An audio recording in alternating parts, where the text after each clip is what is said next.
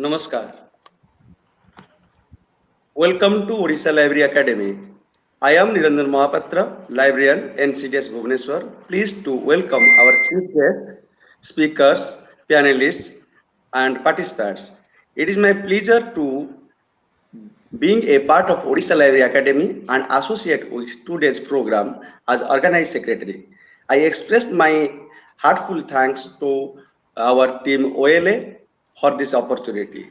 Odisha Library Academy was launched on 9th August 2015 by a group of young and library and information science professionals of Odisha.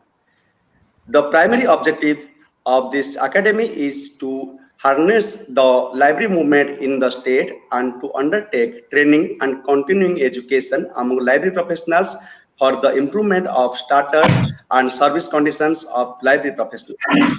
Every year, OLA celebrates its annual day as well as Librarians Day, followed by a seminar or conference or panel discussion. Due to COVID-19 lockdown, shutdown, pandemic situation, and the success of OLA webinar series, Team OLA decided to organize this year program virtually. Today is the fifth annual day of Odisha Library Academy. On this celebration of Librarians Day and a panel discussion on potency of library, past, present, and future will be held. Dear friends, the Odisha Library Academy was launched in RMRC Auditorium by Professor Ashok Kumar Das, former Vice Chancellor, Utkal University, and Dr. Namita Mahapatra, former Director, RMRC Bhubaneswar. Today, it is our pleasure, Professor Ashok Kumar Das accepted our invitation and joined with us as chief guest of today's program. My words will be insufficient to introduce the distinguished person, Professor Das. In one sentence, he is an eminent scientist, academician, educator, policymaker, leader, and a great scholar. Professor Das is presently associated with Odisha State Higher Education Council as Vice Chairman. He is a distinguished scientist at Bhava Atomic Research Center and was the head of Laser and Plasma Technology Division of BARC. Professor Das was also the Vice Chancellor of Utkal University, Bhubaneswar from 2014 to 2017. Today, Odisha Library Academy also celebrates the 128th birth anniversary of Dr. S.R. Ranganathan, who actually born on 9th August 1892, but officially it is 12th August celebration. Dr. Ranganathan began his professional life as a mathematician, as a mathematics professor. He published a handful of papers, mostly on history of mathematics. His contribution to library science, information science, and documentation made him famous not only in India but also in the world. Colonial classification system, classified cataloging code, and 5 laws of library science are a few examples of his novel works. Dr. Ranganathan was honored with Padma Shri Award by Government of India in 1957 for his valuable contributions to library science. Ranganathan's final major achievement was the establishment of the Documentation Research and Training Center as a department and research center in Indian Statistical Institution in Bangalore in 1962, where he served as honorary director for 5 years. In 1965, the Indian government honored him for his contribution to the field with a rare title of National Research Professor.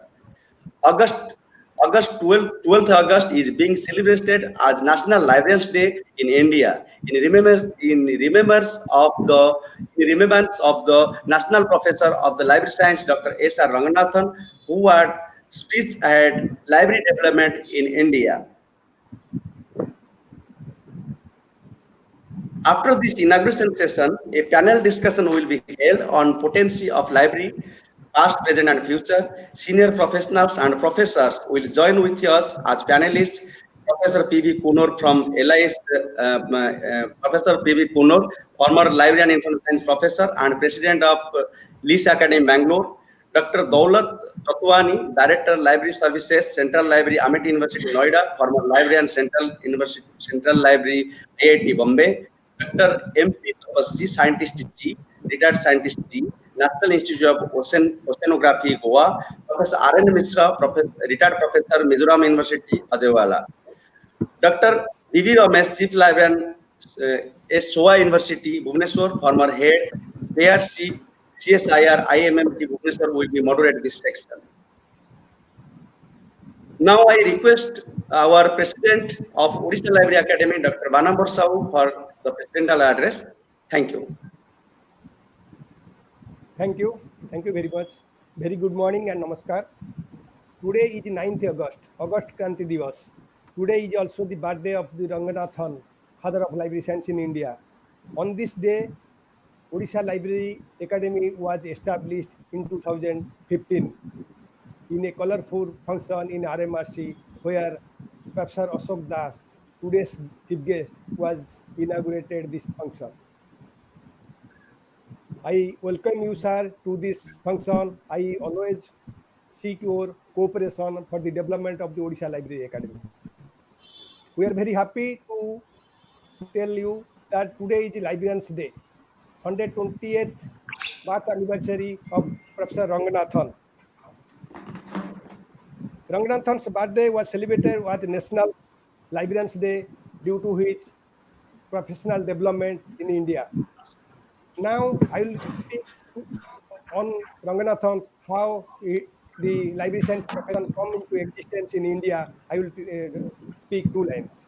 Dr. Ranganathan, the father of Indian librarianship, born in 1892 and breathed his last in 27th February, September 1972.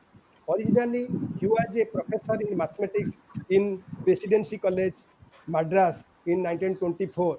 At that moment, there was no librarian in Madras University.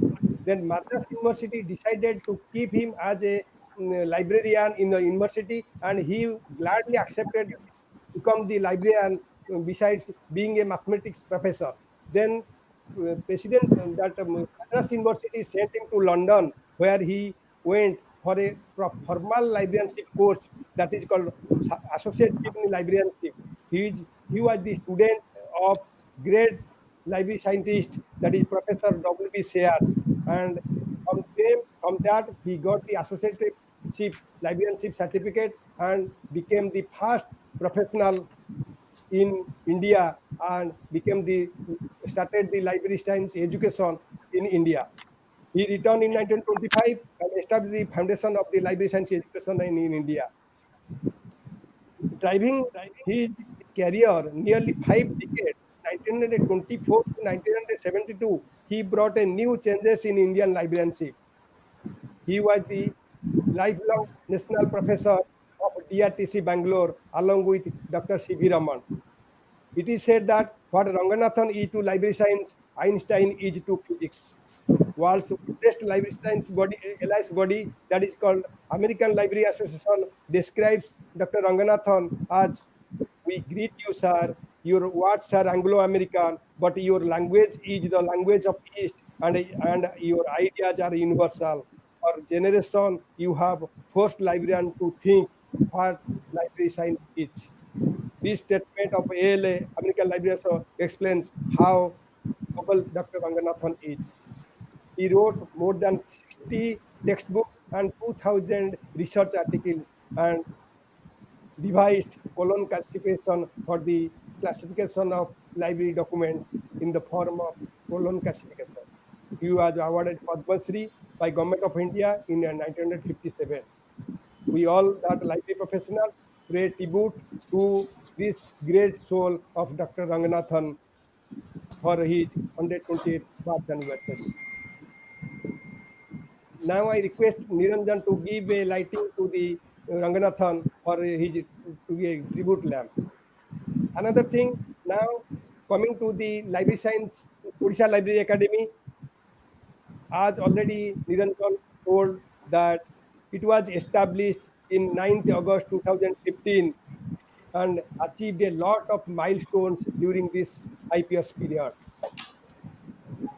In 2015, After development of the Odisha Library Academy in 2015, in 2016, we have organized a conference that is Role of Library in Digital Era in IIMT Bhubaneswar. In 2017, we have organized workshop on Koha in UAT and, and a seminar in Institute of Physics Bhubaneswar and national conference at TCS Bhubaneswar. In 2018, we have organized a seminar drafting a blueprint on the library development in Odisha, that is in Institute of Hotel Management, Bhubaneswar. In 2019, we have organized a seminar, the current trends in digital library, that is in the Regional College of Management, Bhubaneswar. Besides that, Odisha Library got a huge support from all the allies professionals of Odisha and throughout the nation, for which we are self-sufficient to organize this function and to empower the Odisha Library professionals and for the career development program. Now, in this pandemic year 2020, due to COVID-19, OLA has started a series of webinar starting from May 2016, and it is now continuing. Already 12 webinar series have already completed during this COVID time. This year, we have organized this seminar in the online mode due to this pandemic, and today's, that is the potency of library, present, past and future. In this program, we have taken four eminent LIS experienced personnel from the four corners of the country. From the south, we have invited Professor P.V. Konnur, and from north, we have invited Dr. D. Jotwani, and from west, Dr. Tapaswi, and from east, Dr. R.N. Mishra. And among with them, our moderator is most experienced and renowned librarian, Dr. D.B. Ramesh, and great librarian of Odisha. He was the more than 40 years of experience in the library and information science. And he has a huge experience. He will moderate this whole session of this program. I welcome you all, the panelists and the moderator for this program. Now, on behalf of Odisha Library Academy, now I request our executive member Avinash to give a small documentary which can be shown our activities in Odisha. Thank you very much. Over to Avinash. Bande Utkal Jane. Jai Hind.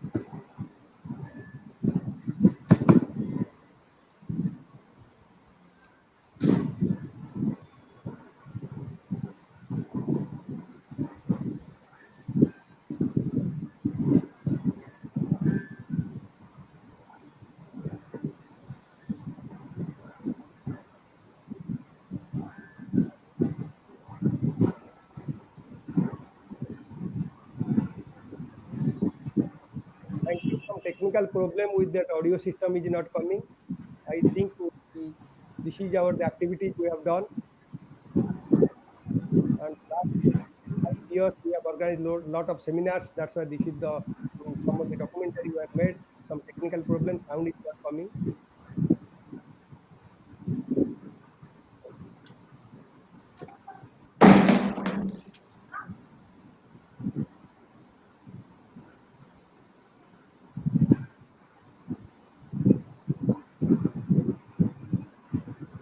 This is the third one at the Institute of Physics, Bhubaneswar.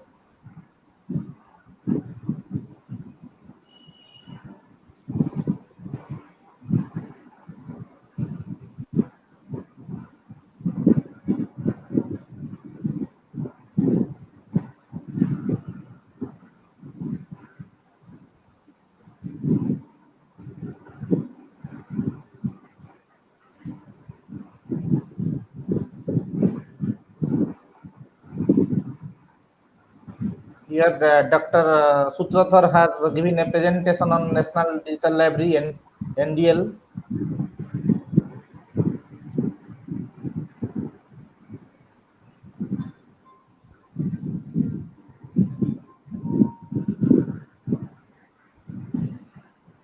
This is the with the TCS Sovereigns.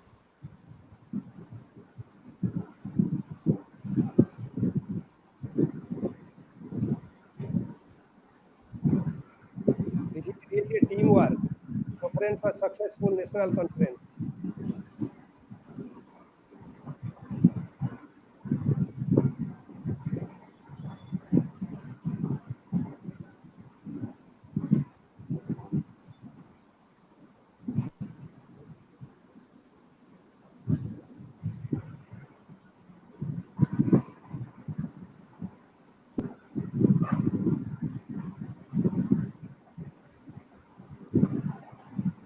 This is the workshop on Koha we have organized in OLA.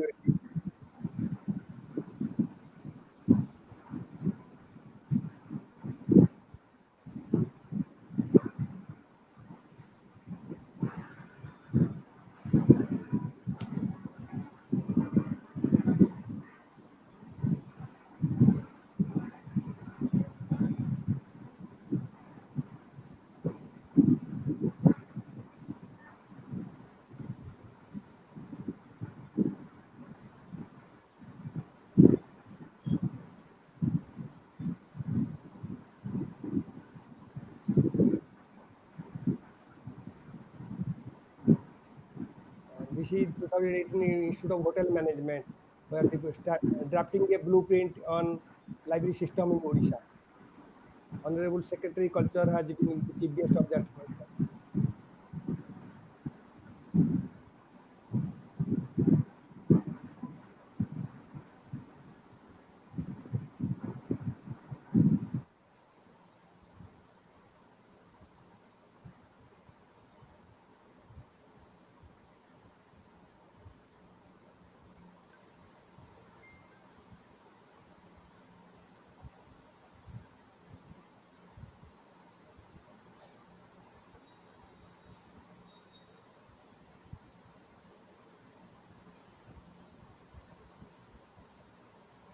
I think it is hand. Let us close it.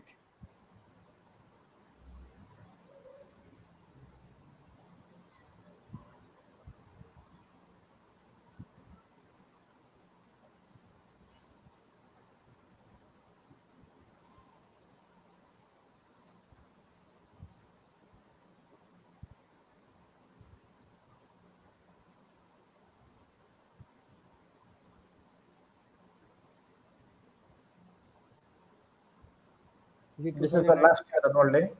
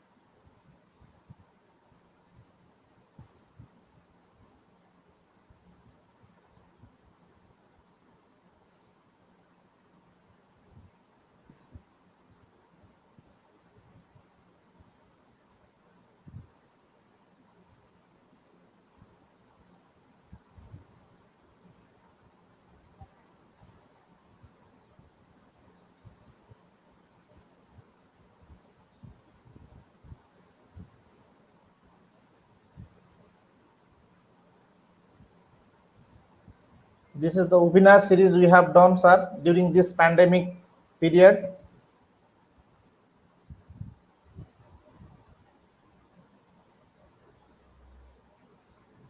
Experts from national and internationally and nationally reputed organizations joined in these webinars and delivered their talks. Thank you.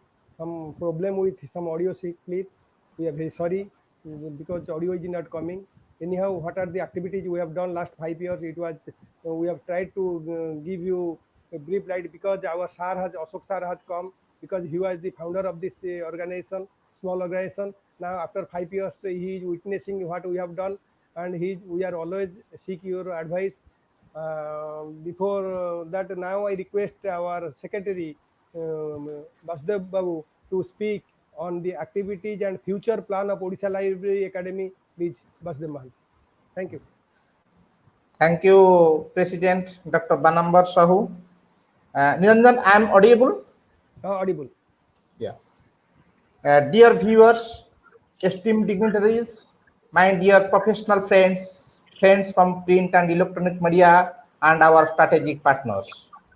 Very good morning to all of you. Today is a memorable day, not only for Odisha Library Academy, but also the entire Alliance fraternity. Odisha Library Academy was established on this auspicious day, that is 9th of August 2015, just 5 years ago. And today, on the same day, we are here to celebrate the 5th annual day with much vigor and enthusiasm, amidst the presence of its valued members, invited dignitaries, along with the librarians across the country in a virtual mode. We all know that the heart of academic system, the library, is a trinity concept, and it is a pleasing irony that today we have also trinity activities at this August gathering, namely, first one, celebration of a 5th annual day of Odisha Library Academy. Second one, tribute to the father for library science, Professor S.R. Ranganathan, first lifelong national professor with Dr. C.V. Raman. Time will not permit me to describe the immense contribution of a Professor S.R. Ranganathan, but I can give you a pen picture just in one line. What Einstein to physics, what Vedabhyasa to Gita, and what a mother to her child, that Ranganathan to library science. On the eve of the Librarian's Day, we pay homage to his lifelong national professor, Dr. S.R. Ranganathan. Last but not the least is a webinar on the theme, the potency of library, past, present, and future, half of its kind. Friends, libraries play a fundamental role in society as the gateway to knowledge and preserver of the culture of a community. The resources they disseminate, the services they offer, create opportunities for lifelong learning and help to form new ideas and perception that are significant to a creative and innovative society. Though there has been a paradigm shift in the shape and size of the libraries, the importance of libraries will never be diminished. In a world without library, it would be difficult to advance research and human knowledge for generations to come. With this context, we are ready to celebrate the Librarian's Day, followed by the webinar in the form of a panel discussion on the theme, the potency of a library, past, present, and future. We are extremely fortunate to have with us 4 esteemed dignitaries from the East, West, North, South, 4 regions of India, namely Professor P.V. Konnur, former Alliance Professor and President, Librarian Information Science Academy, Bangalore; Dr. Daulat Jotwani, Director, Library Services, Central Library, Amity University, Noida, and former Chief Librarian, IIT, Bombay; Dr. M.P. Tapaswi, retired scientist G, National Institute of Oceanography, Goa; Professor R.N. Mishra, former Professor and Head, Department of Library Science, Mizoram University, Mizoram. It is said that every person has a light with him. Every person has a light with him. Every ray of light that is radiated by him makes him shine in the wide world. We have with us such a shining luminary personality, Professor Dr. Ashoka Kumar Das, eminent physicist Bhabha Atomic Research Center, Mumbai, the former Vice Chancellor of Utkal University, and the present Vice Chairman, Odisha State Higher Education Council, are the chief guest of today's event, who is taking leadership to bring excellence and quality in higher education system of Odisha State.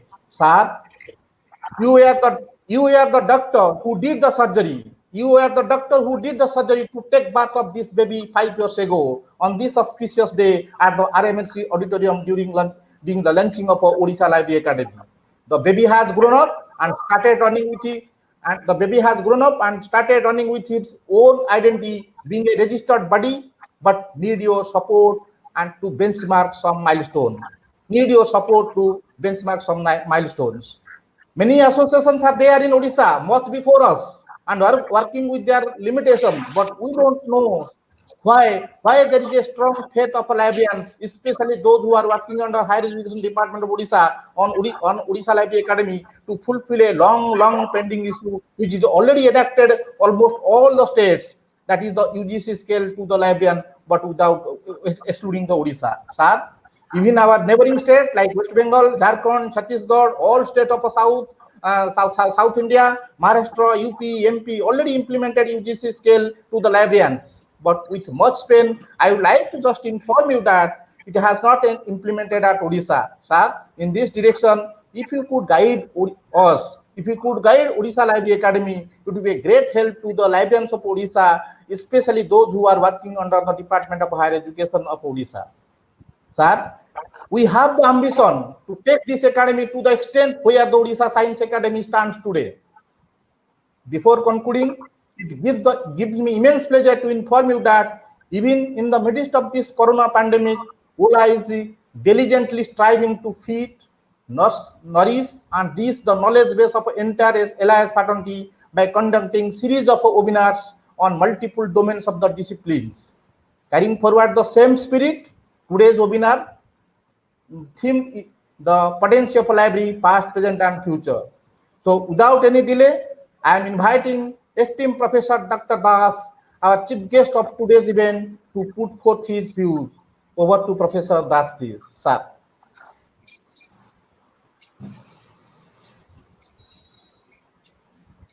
Banambar Babu, all the dignitaries, all the panelists, and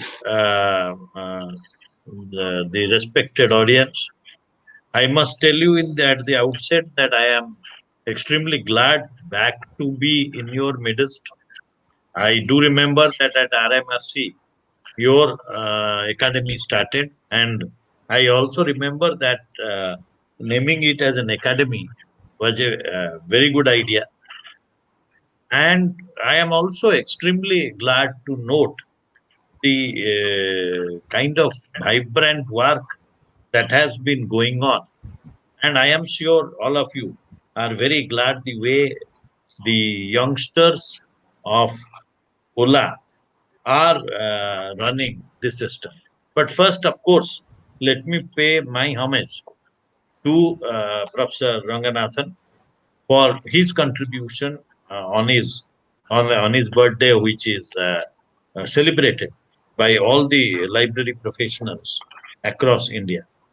My best wishes to also all of you on your 5th birthday, and I am sure that you will do many good things and probably chart a path for the libraries of Odisha in days to come and carry out many reforms. I saw some of the webinars that you have been conducting, and it is a matter of great rejoicing that the pandemic has brought in so much of knowledge dissemination and discussion amongst you, though it happens in remote connection. But still, it is knowledge to be shared. Libraries, to my mind, has always, you all know, I have told often enough, that libraries are the sacred places for me and many people of our generation. Why? Even this generation.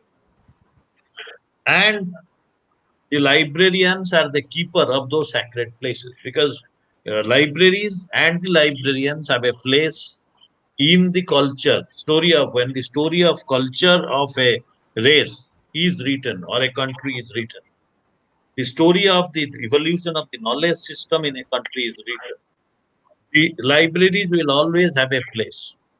You have a history of as knowledge repositories of more than 5,000 years almost. And now after the printing press evolved, I think more than now 500, 600 years. And that is great history. And so there is, the things are changing in every field with the advent beyond Second World War, with the advent of internet, things changed and things will keep on changing.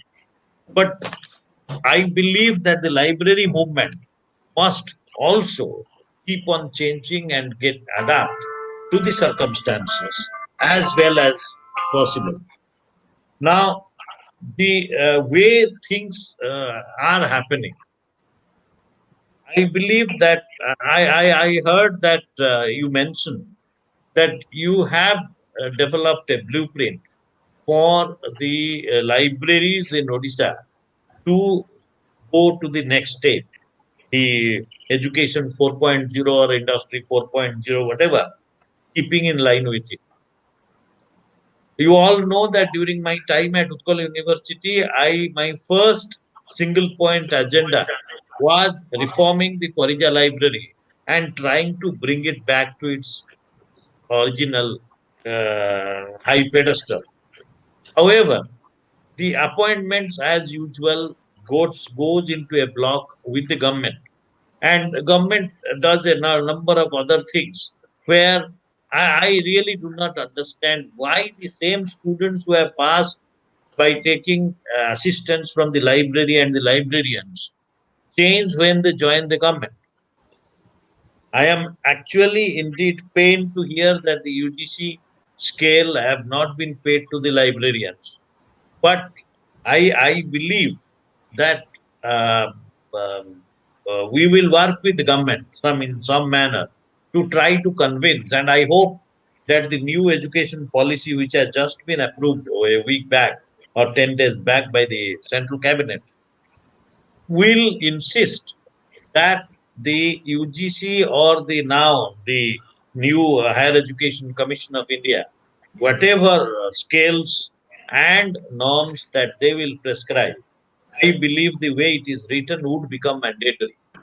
I must tell you very frankly that because after NEP came, I have been going around to a lot of people and lot of web meetings where how NEP is going to affect the state and various parts of the knowledge system as such. And I was surprised and very depressed to see libraries and their development not taking any space there. Hopefully, when the administrative orders come, the libraries will actually become a part and hold a uh, place there. My there are two points that I want to make to all of you. I am sure today that you are the webinar topic that you have been taking is extremely important, and I think you also discuss in a more focused manner what should be the steps of an academy like OLA in the near future. Now, if you go to the libraries, one major problem is across the state, even in university the library appointments at librarians, assistant librarians, and even helpers is not there. Is it going to change? I am not so sure. I am not so sure because I see a kind of lethargy or kind of disinterest in the apex people who are at the apex position in universities and in colleges that libraries must get the first priority because it is the basic knowledge repository. So that is one worry, but I think we will work, and I will try to see that when at least I'll make an effort that libraries, when we adapt the national NEP, would have some place in at least the Odisha state thinking. Now, the other thing that I want to talk to you, that libraries must reform. I think if you do not reform, there will be the danger of being reduced to a little amount of insignificance. And knowing the rich history of library and the repository, the keepers of the repository, I don't think we should allow it to happen. So, whatever space now worldwide, the library spaces, for example, are getting divided. I am sure if you have KIT representative here, KIIT, he will tell you that the new library they are building is divided into a traditional space and a modern space. And the traditional space is the sacred space that we all are acquainted with physical thinking. And then the new non-traditional state or modern space, modern library is mostly electronic, digital, and also with a discussion rooms, resource rooms, research rooms, facilitation rooms, all kinds of things. So library eventually has to. I am not sure how it is going to evolve. I think you people are more experts. But as a interested academic who has a deep sustaining interest in libraries, I must tell you that I am extremely worried about number of things. One is which way libraries are doing. Are we allowing libraries to perish? In the advent of the electronic and digital revolution, are the academics in any way thinking that they can run a personal library which is equally good and not worry about whether community library exists or not? That is one. The second is Odisha public libraries, the way the library movement would have perished, and public libraries would be a place for everybody. I think it is not working out. Organizations like KIT are making their modern libraries, but to how far they will be accessible to the general public, I am not sure. I was talking to Madam Samantha, and she told they had a scheme, but I think COVID intervened, and I do not see an advertisement for public members. Things like outreach, things like buying, increasing the allocation money so that peripheral electronic and IT devices can be purchased and kept. Then maybe the libraries should get into a language translation and interpretation area. Maybe the library. So there is need of more brainstorming into this. Maybe if people should think of making school libraries or college libraries more open to students. Even today, आज के दिन में भी एक student goes with a cheat and gives it to the librarian. We are still afraid that students will steal or deface the books. We can simply use the technology because library has to become a place of technology, and librarians would have technology tool, and they should be trained in technologies as and when it evolves. I do not think libraries will ever become not needed. Libraries would be the primary knowledge resource centers.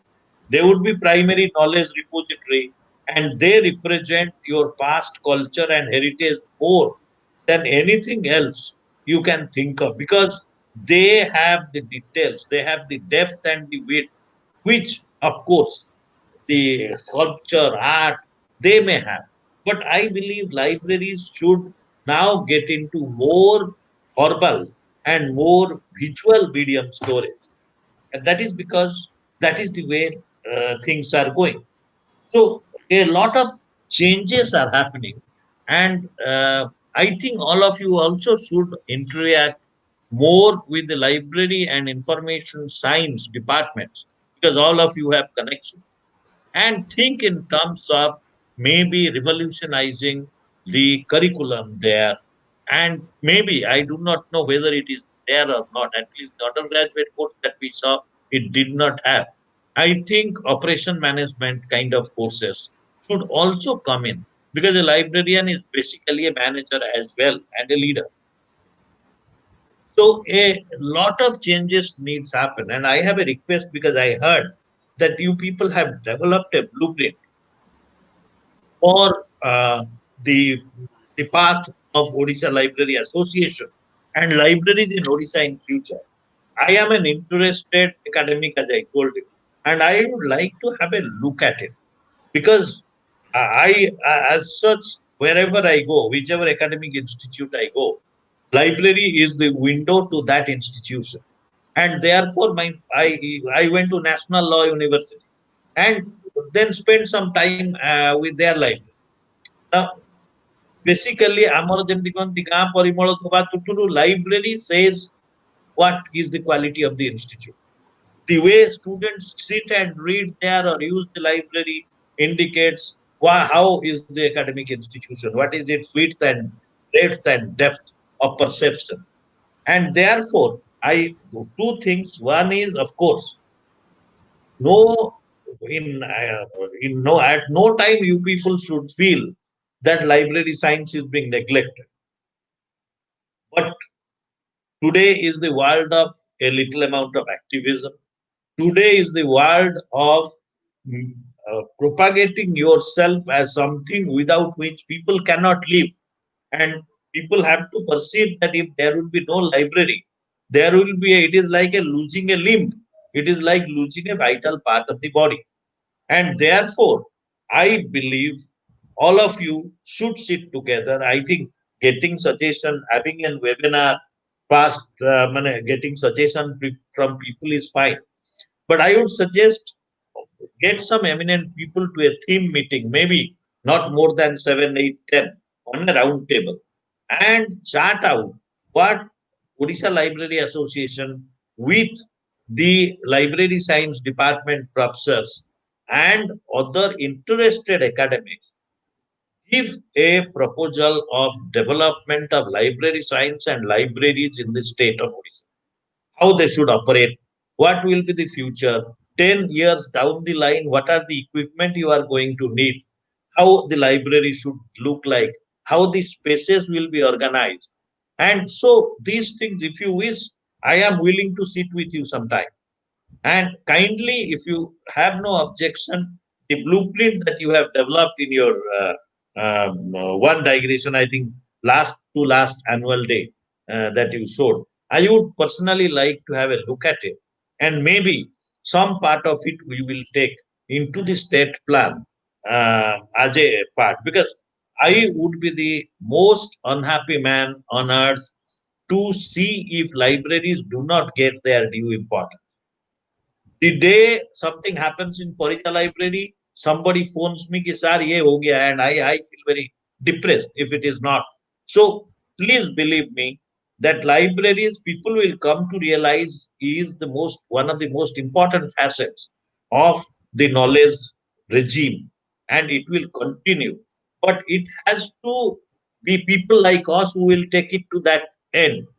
Nothing proceeds by itself. Nothing proceeds by itself unless it is air or water without which you cannot live. So kindly do not lose heart, continue your good work, and as I told you again, we can work together, sit together sometime, discuss, and evolve a pathway for this. So come back to this, but today let us forget all the bad things, all the depressing things. This is your fifth birthday. Enjoy your seminar, and my best wishes to all of you. And it will always remain. And my gratitude for having remembered that because I do not belong to your brotherhood. So I am extremely grateful that you remembered. And I must tell you, I am extremely happy to see all your faces because you are the priests in the temple of knowledge that I learned in my life since my childhood. Thank you very much and God bless. Thank you, sir. Thank you very much, sir. Thank you. Thank you very much. We are very glad that you have given a very positive assurance. You have in the first and the very beginning day, you have told the same thing today also. You have remembered us, and you are very positive. we are going to frame a advisory committee, and you will be the first advisor. Definitely, sir. We are very much because now the comments are coming from the media that from the group all are very excited to heard your speech and everything else. Anyhow, we will form a extraordinary committee, that is advisory committee. After that, for new education policy, we definitely will try to place the how the librarian library profession will be in that place. And what you have told also, if it will be done in the administrative manner, because we have said there is a no term library, that no term in the librarian in the new education policy. Absolutely. That thing will include all the committees throughout the India. They will represent, and in Odisha. And secondly, for the blueprint, what we have prepared for the public library and college, university library, and special library. 3 libraries blueprint we have made. Definitely, we will discuss you, and we will give a copy and how to proceed further. Then we'll have a executive committee, and we'll meet very soon, sir. Sir, namaste. Thank you very much. Thank you. Thank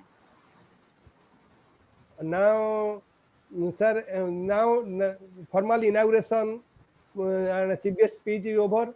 Now I invite Dr. Vasudev Manti, secretary of this organization. He will lead the session towards the that is the seminar, that is panel discussion. Vasudev, please.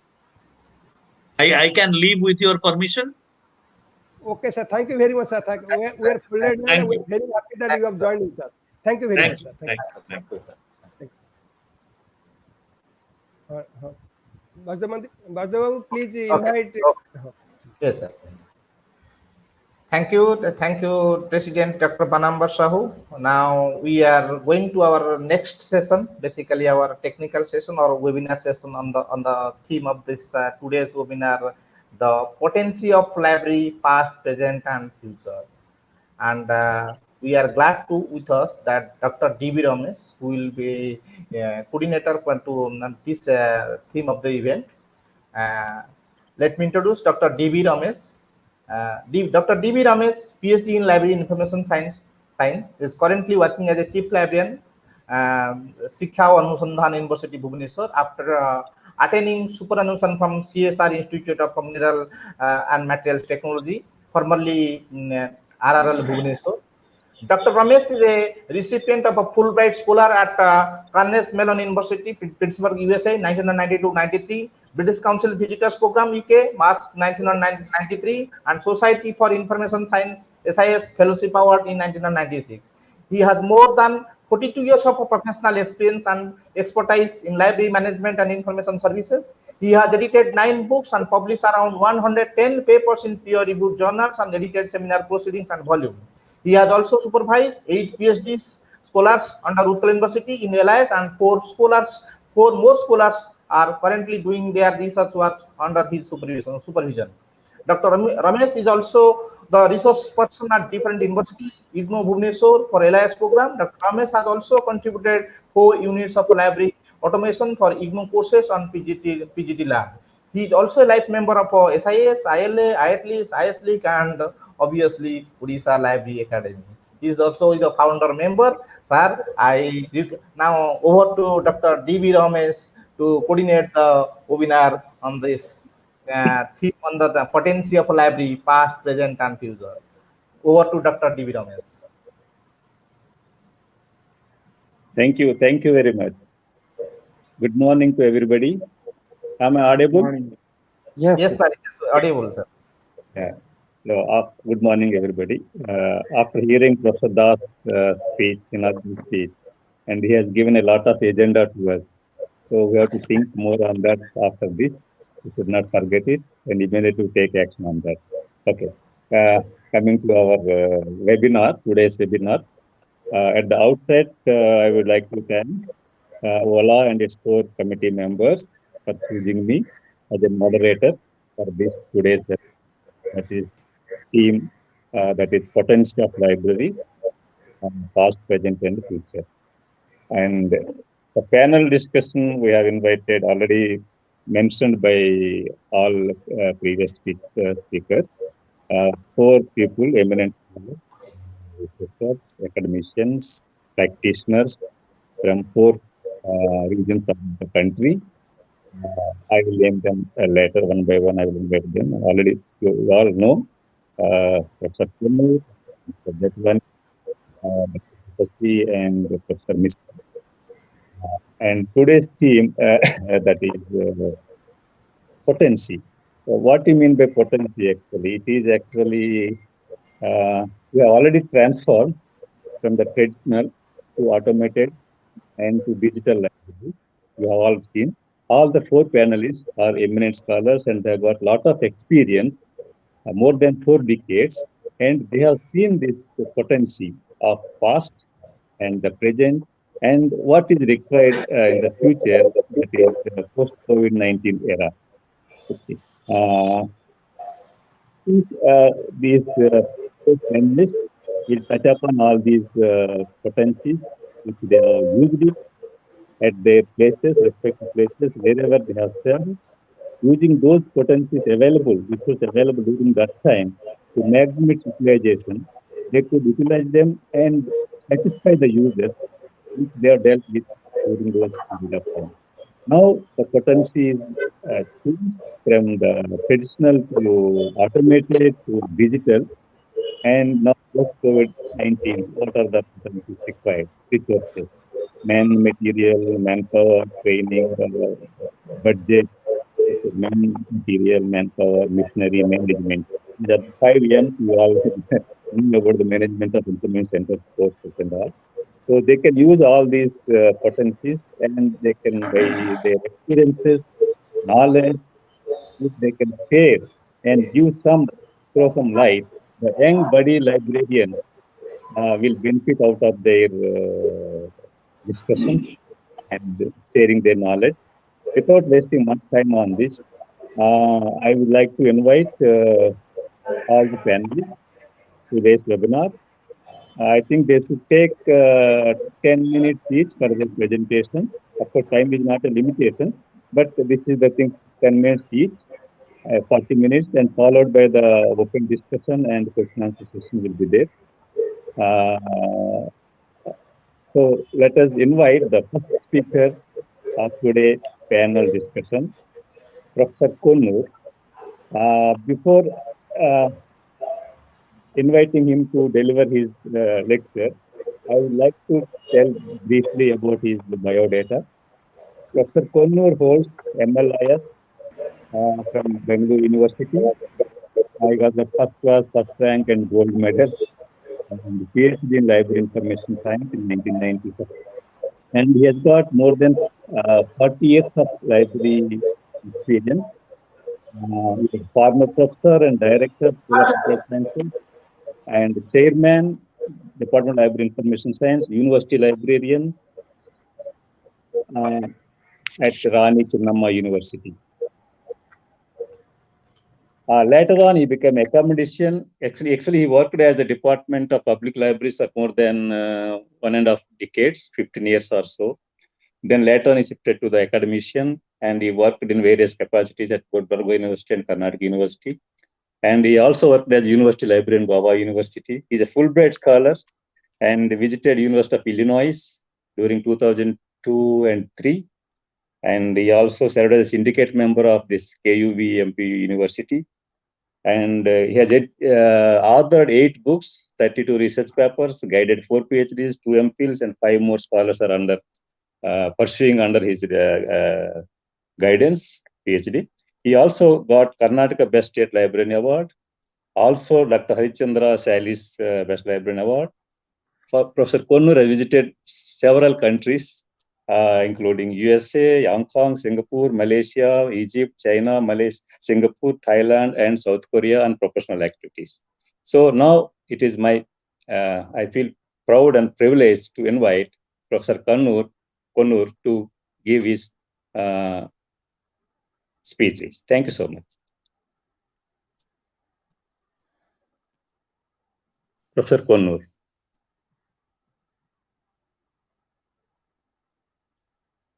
Hello. Hello. He is connecting, sir. He is coming. Come 1 minute. Hello. Sir, he is coming. Okay.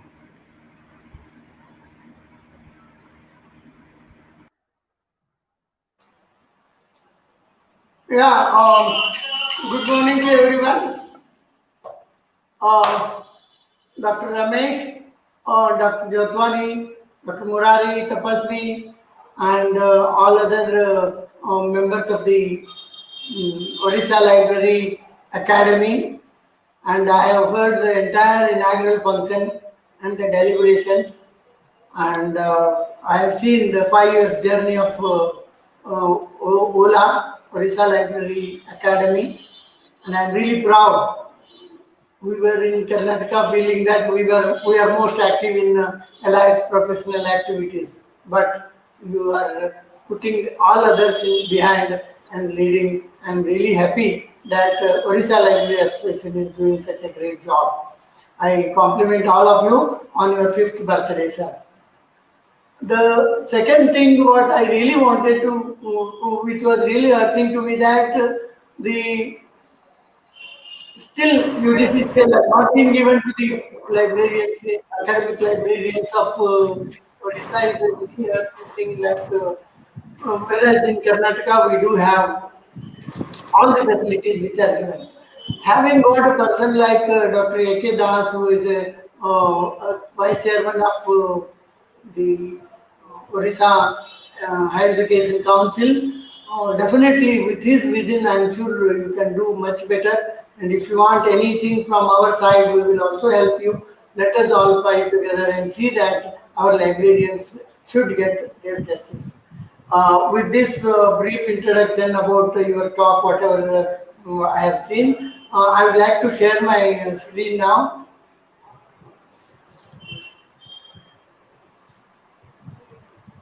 Mr. Sahu, can you do that? Unfortunately, is it application window? Yeah, I got it. Please use the application. Yes, Can you coming. see this? Yeah, I'm coming. I'm bringing. Is that correct? Yes, please just full screen make it okay. Thank you. Yes, sir. So, I thank Odisha Library Association for having given me this opportunity to be with all of you on this day. And I'm very happy. Alliance Academy is very happy to participate along with you in your 5th birthday as well as Librarians Day celebration. You asked me to share some of my experiences as well as ideas related to past, present, and future of librarianship in India. So I just prepared a very small PPT, and Dr. Ramesh also requested only to share it up to 5 to 10 minutes. I would like to take. The topic what I really wanted to discuss here is the dynamics of changing librarianship. So what the future readiness we should have to meet up to the challenges that are information challenges, or we should be able to meet the challenges that we are getting of the new age is a question now. Now, let's go to the past, the definition of library. Earlier, it used to be a building or a room containing collection of books, periodicals, sometimes films, record, pictures, etc. Whereas today, there is no physical entity. Physical entity is negligible part, whether you have it or not, but it is a collection of materials and services which promotes reading, digital engagement, self-directed learning, creativity, and community. So now the entire situation has been changed, and the requirement, user expectations, all of them have been totally changed.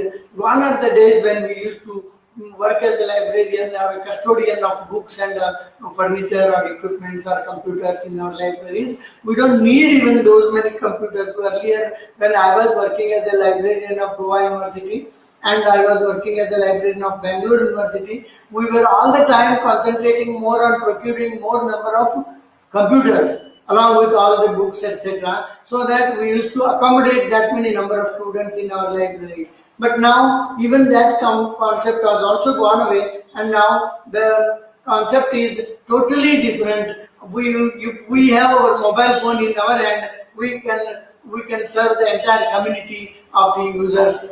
Be sitting at any place, but from home is also equally applying like other IT professionals, even for librarians. Even during this COVID period,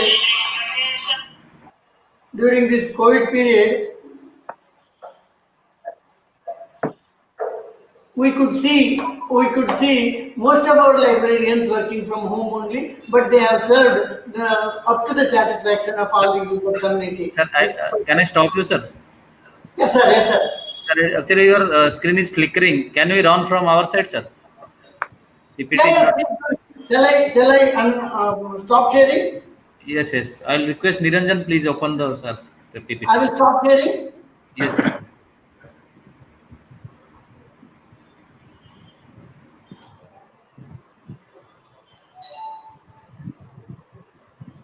Sorry, I don't know what happened in my screen. So let me continue. Even the librarians are now also in a pandemic situation. I'm proud that librarians are working right from their home also during the time of lockdown. But the services which were given by librarians were highly appreciated by most of the user community. So that is how the situation has been changed. Now the information has come.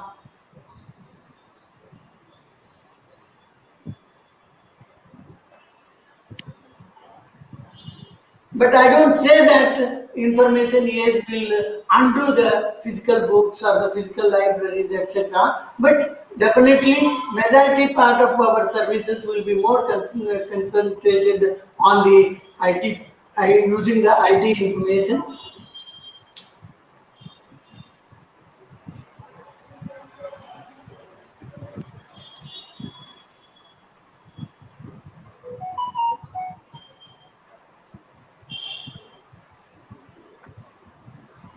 Next one. Okay, this is now the information is. We don't need a physical library. We have all these things, Facebook, all the communicating things. Gadgets will help us to communicate our information to our user community.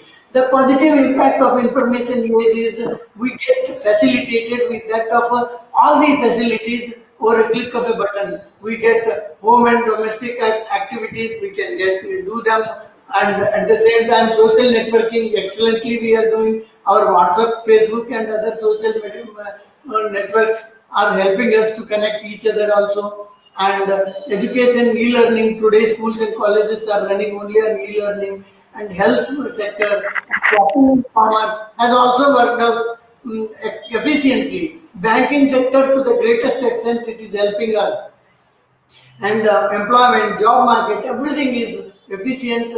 But the only thing is that when it is used in a positive way, it is more helpful. When it is used in a negative way, definitely it is very harmful, and our society will have a greater challenge and a threat as far as the negative impact of the information is. Next. Now, adverse impact of information is I would like to bring to your notice. Of course, we have become slaves of the social network as well as the mobiles, as you all will agree with me. And now the entire society is information overloaded. They don't know what to use and what not to use.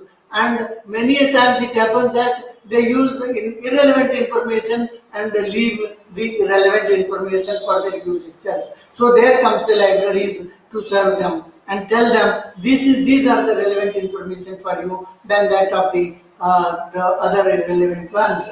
And information from multiple sources, you get ample of information from multiple sources. So you will have to be more choosy and selective in getting your information. There also we do come into the picture. And misinformation leads to knowledge acquisition misguided. So people will be misguided with that of the false information which are there. You go to Google, you will get many of the information like that, and you will be definitely misguided with the information. So the user community should be kept well informed about the kind of information that they should seek for. Of course, I was telling you, Google effect. Google effect is a greater thing. Google can be helpful for us to a greater extent. At the same time, it is destructive also. So it is in our hand to make use of Google effect. And vast use of technical solutions is likely to result in a poor social skills. You see, most of the IT company people who will always be, they will not have even societal touch at all, and they will not be having basic skills of social connectivity. Why? Because they are all more involved in their own the technology, and they will not come out of that and join the social skills. So that is also important component of the adverse impact of the information is. And then technology involvement doesn't always guarantee the quality of education. Even when we are talking of many teachers, when I was in Goa University, it was during the time, say, 1999 to that of 2005, and in Bangalore University to 2005 to 2011, most of my user community used to ask me, no, why is that you are stressing us on information? We don't need even journal articles, we get everything on Google. So teachers also used to come and talk to us like that. So that is a negative aspect of the user community, because they get a tiny material from the Google search and they get satisfied. They will leave away the important information what they get behind the paywalls. So that is another thing. And physical effect of using different IT gadgets, I don't need to explain much about it. And if being misused, technology can expose you to a number of risks. This is what I was talking in the earlier slide also, that you will have a greater amount of risk if it is misused. Now, let me talk about the library arena, how we have crossed the past, present, and what we are expecting in the future days to come. And in collection as such, print, in the past we used to have only print, audiovisual material, microform, etc. Now today we have print, digital, bibliographic material, and full text and statistical things like that. And in future days to come, I am anticipating digital and print bibliographic, full text and statistical information sources will be more prevalent.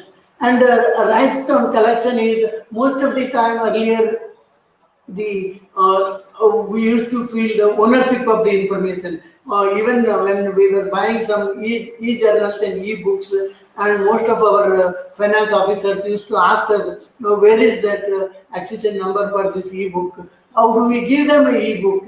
And they wanted to take an annual stock verification. If it is an annual subscription, how do you take an annual stock of subscription of that particular book? So these were very, very challenging things when we were there in past librarians. And in present days, now of course ownership is still prevailed, and we are able to convince the authorities about the ownership, and the access only licensing components have been imparted, and now the librarians are able to convince the authorities about the access only services, which will be comparatively lesser in cost wise, so that we will be able to save money, at the same time serve the user community with relevant and authentic information. Of course, in future days to come, more access only and less ownership things may come. And in services, we used to have a circulation, indexing services, SDA services, translation. These were all our the services which we used to do very proudly during our past time, and now we are doing discovery services, like electronic digital library circulation, remote access, user education, etc. And in anticipate, now in future we are making, I'm anticipating in anticipation services like artificial intelligence based services. So user need not ask us anything, and our service should reach their door. And the title and the articles of his interest should be reached to him without asking for. And we should also educate the user community about the growth of our profession as well about the technological implementation in the libraries. And then in user cases, earlier we used to have only members come and use our libraries. And today we have been allowing the members and the visitors also to use our libraries. And in future days, the members and community at large can also use the resources of libraries, and the government and the institutions have also come forward to implement such new changes. Of course, in staff component, there was only women. Now also there were more number of staff, and today we have less number of staff. And future days we may have more number of machines than that of women. Next. Now, impact of technology on libraries. How does it create an impact on libraries? The content format. The content format, what I was also talking in my earlier slide, that the books were our physical entity which we used to serve the users, and journal articles or full journal books itself were the content format during the olden days. Today, the content format are the full text journals and then indexes, etc. And in future also, it may not even the full text journals downloadable, it will only be readable format, so that user doesn't need more information other than that. And then user expectations are also changing. When I was a teacher in Karnataka University, we used to go to library and ask for a book. If it is not available, we used to write a reservation slip, and the moment it comes, the library used to send us a notice that your book has come and you please come and collect it. And today it is not the case. Information is on fingertips. When I was in Bangalore University, we used to serve our user community even up to 12 in the night. Whenever they send the email, if we are awake, we used to send back the articles to them.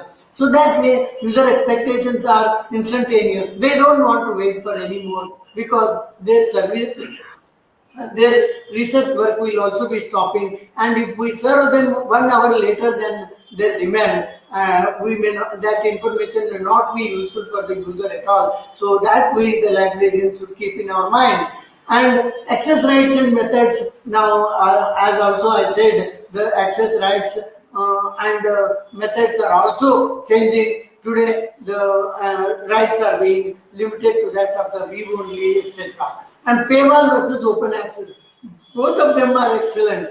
Paywalls are information behind paywalls are really authenticated, peer reviewed, and we will have a lot of information from there also. Unfortunately, many of our libraries, excepting that of the most of the leading academic libraries, look at the rural libraries, rural colleges and institutions, we find lack of financial resources for them, wherein the librarian can do excellent job in getting them the information from the open access system also. And minimal time and the more resources, in a very bit of a time we can get a maximum number of resources. I can cite an example here. There was one research scholar who had come to me and asked me, he was all the way wandering in a library, and I asked him, why is that you are wandering in a library? Why don't you go and sit either before a computer or in the reading room? And he said, no, your library doesn't have any information related to my subject of research. I said, what is that subject of research you have, my dear? I asked. And he said, my topic is farmer suicide. Farmer suicide in Karnataka, especially in particularly to a particular region of area in Karnataka. Do you have any resources related to this? He asked me. And then I told him to come back next day. And next day, of course, at that time CDs were more prevalent. I filled up about more than 100 articles in that CD, and I told him the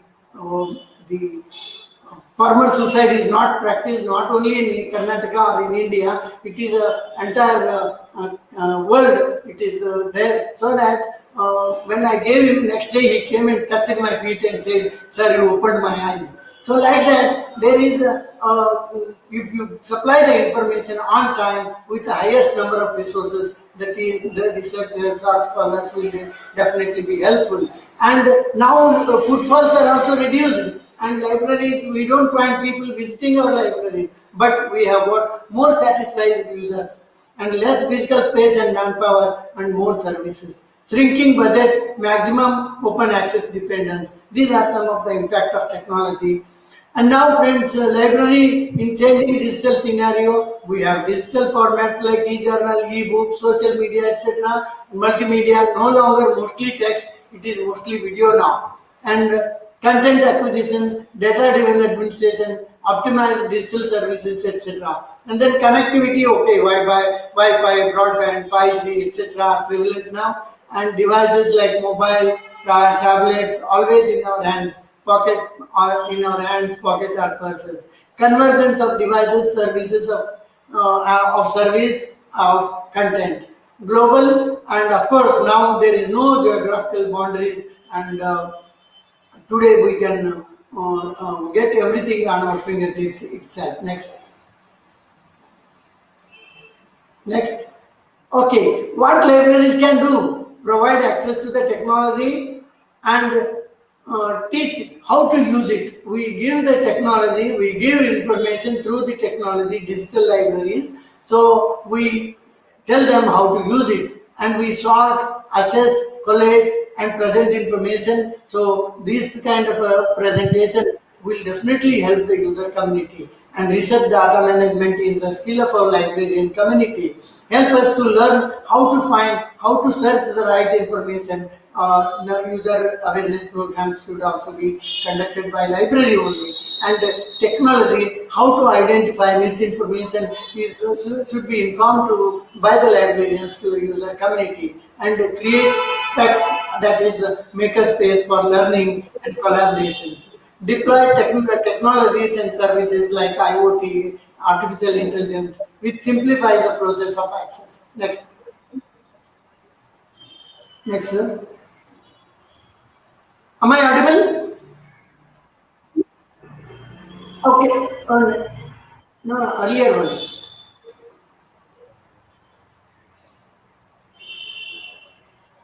Okay, skill set required for future readiness.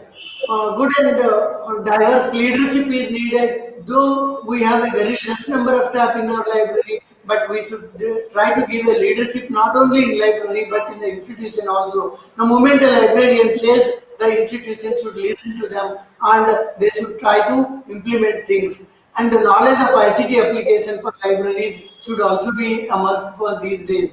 And good understanding of internet, search engine, database, etc. And the marketing skills should be more with the librarian community today. So we should be able to sell our skills as well as our resources to our user community.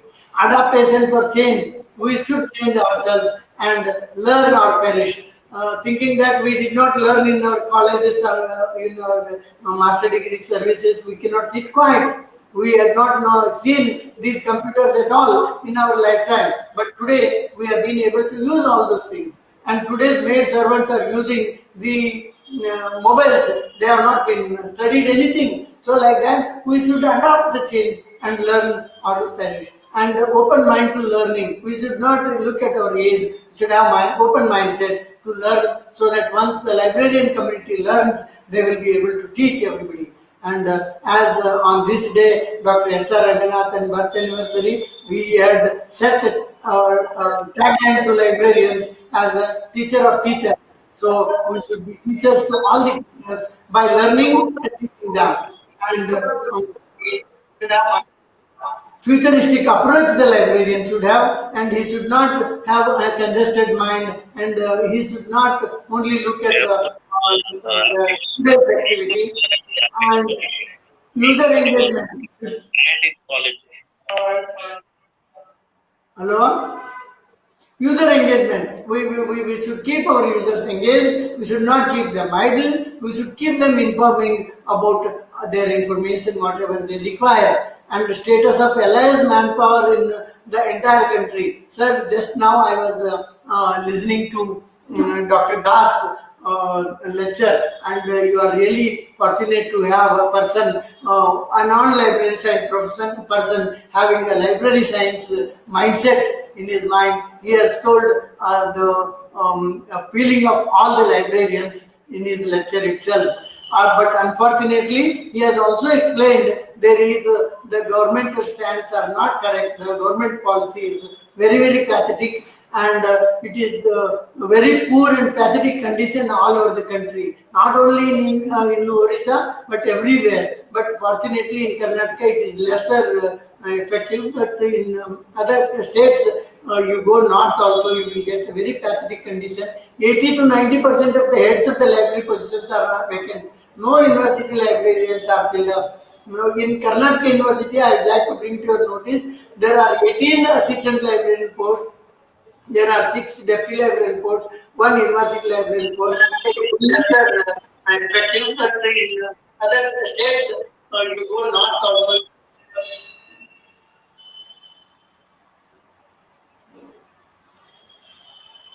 Excuse me? Is it to me? Am I audible? Yes. Vibhuti, Yes, you are. Vibhuti, am I audible? Yes, yes, you are audible, sir. Shall I continue? Yes, yes, please. Please, Okay. please. I thought there was some instruction from that side. Okay. He was also talking about the new national education policy. But very unfortunately, if you look at the NEP report, you find very, very little mention about the libraries. If there is no mention about the libraries, many people like we consulted the members of the NEP draft policy committee also.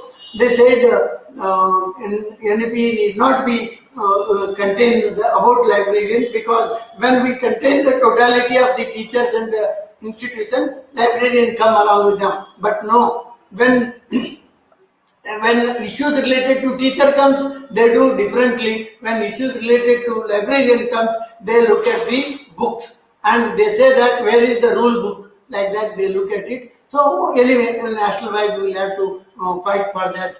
And there is no common policy on libraries in the state governments. No state government has a common policy. Institutions have very little interest in filling up the post. Most of the LIS departments are running on contract or guest lecturers. And how do they produce our library science products? How do they produce, look at the future of our country? And if we produce our inferior librarian community, how do you face our user community? How do you face the challenges of the new generation, which is coming only the digital born community, Gen X community? How do you answer them? How do you respond them? These are all some of the challenges, my dear friends. Of course, I'll go to next slide. I do not want to take more time on this. Next. Okay, future ready librarian. Of course, I have one more slide, sir. Don't have to.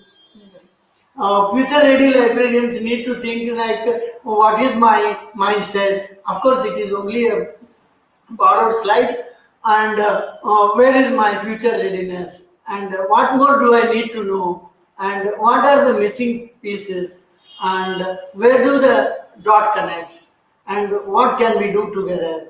Where did I learn? What did I learn? These are some introspections that should have a librarian should have in his mind. And once he starts questioning all these things, he will be able to get the future ready librarianship. Once you have a future ready librarianship, you will have the entire wheel of future ready librarianship, which I have already given in my last slide. Next.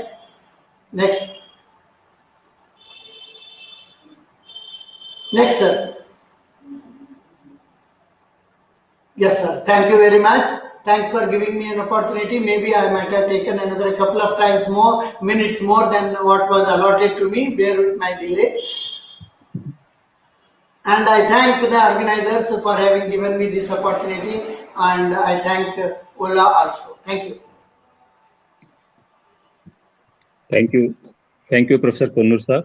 You have touched many aspects of library and future librarian in terms of collection format, adaptation of change, and user engagement, and also about the library schools, what steps they should take to build a future librarian and all. Thank you so much. And now I invite the next speaker, our next panelist, Dr. Daulat Jotwani Saab. I just read briefly about his biodata. He holds MLAS degree 1978 and PhD in library information 2000. He has got more than 42 years of professional experience in various capacities at ICRISAT, NML National Medical Library, and IIT Mumbai. After superannuation, Dr. Jotwani joined as the Director of Library Services with University Noida and is continuing. And he has co-authored one book on documentation and published a good number of papers in reputed journals and conference volumes. And Dr. Jotwani has organized more than 25 training programs and conferences workshops in our field. He delivered several lectures in various library forums. And he received WHO fellowship for training in USA and UK in 1997. Awarded Punjab National Library Award. Visited several countries for training, consultancy, and participation in LIS programs: UK, USA, Australia, Thailand, Singapore, South Korea, Tanzania, Niger, Botswana, Zambia, Zimbabwe, and Malawi. And Dr. Jotwani served as a member and chairman of several library boards, such as ACM Library, IFLA, Indus AICT, Inflibnet, and Working Group on Digital Libraries, etc., etc. Dr. Jotwani sir, kindly deliver your speech. Thank you. Thank you, Dr. Ramesh, for your kind introduction. Good afternoon, friends. Good afternoon to everybody present there.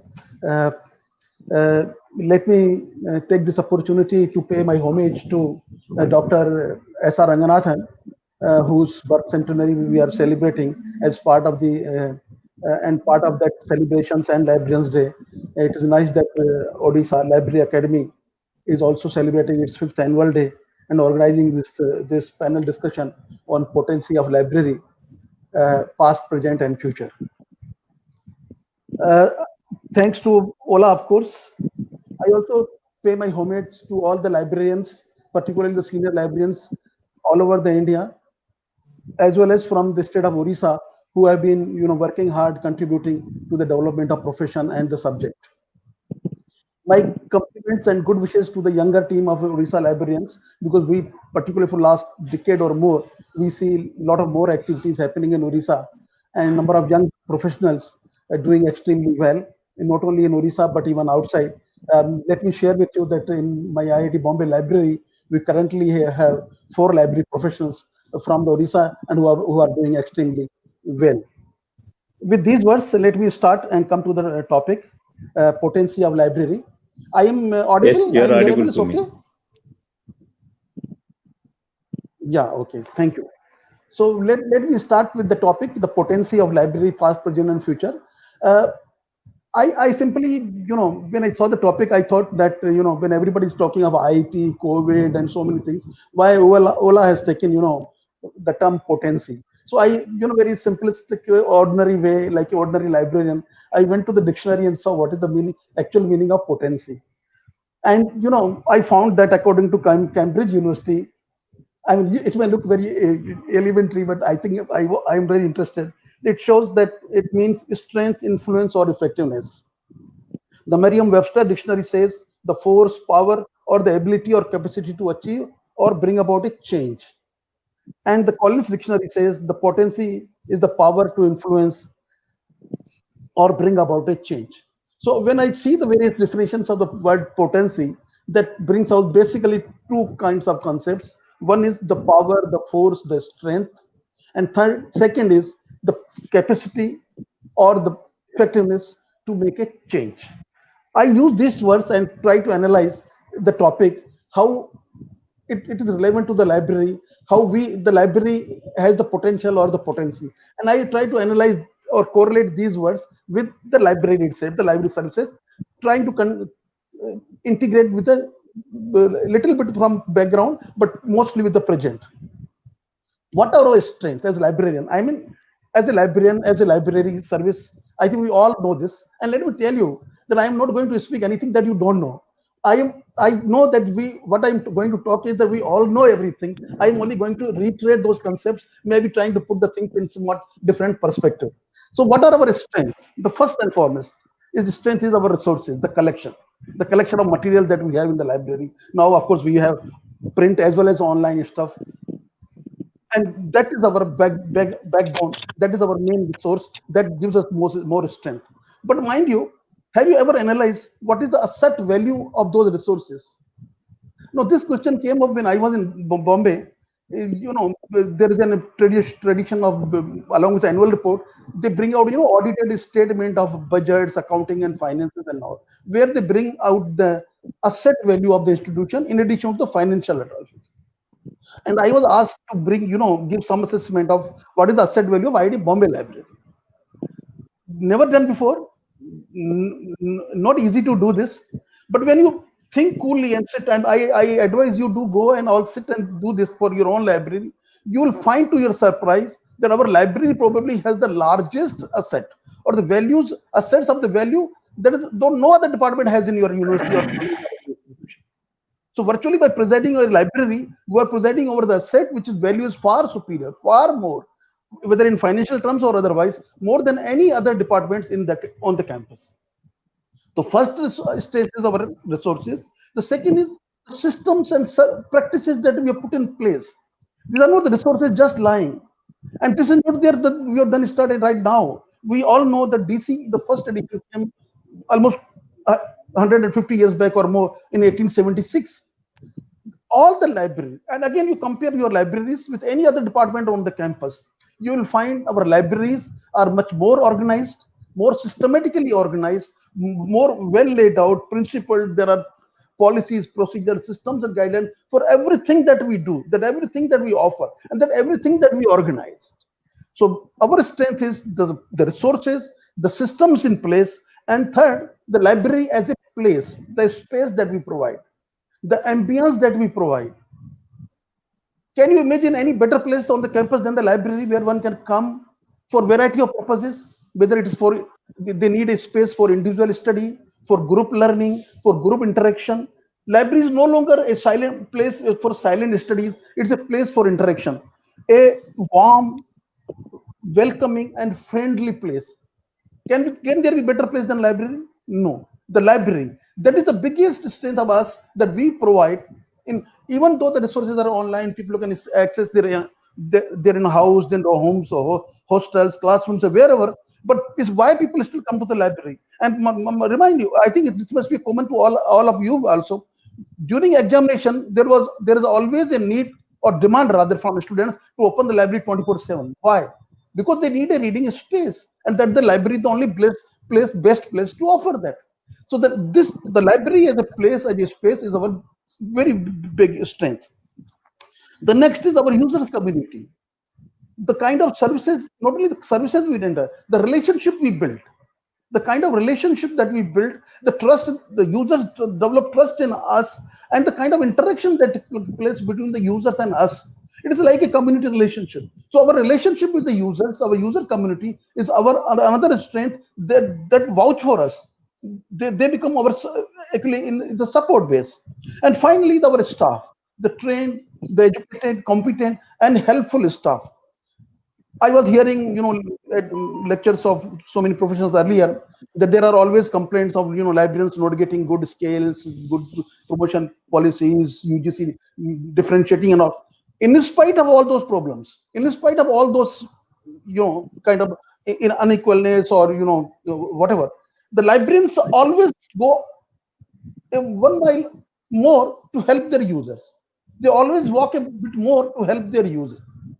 That is imbibed in our training, in our culture. The librarian as a community feels the duty bound to help, to go out of way to help his reader or his user with either from his own resources or from the resources available elsewhere through various networks and collaborations, etc.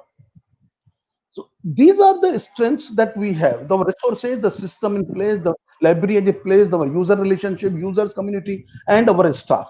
Now was there in the present. This was there in the past. This in present, and this will be there in the future.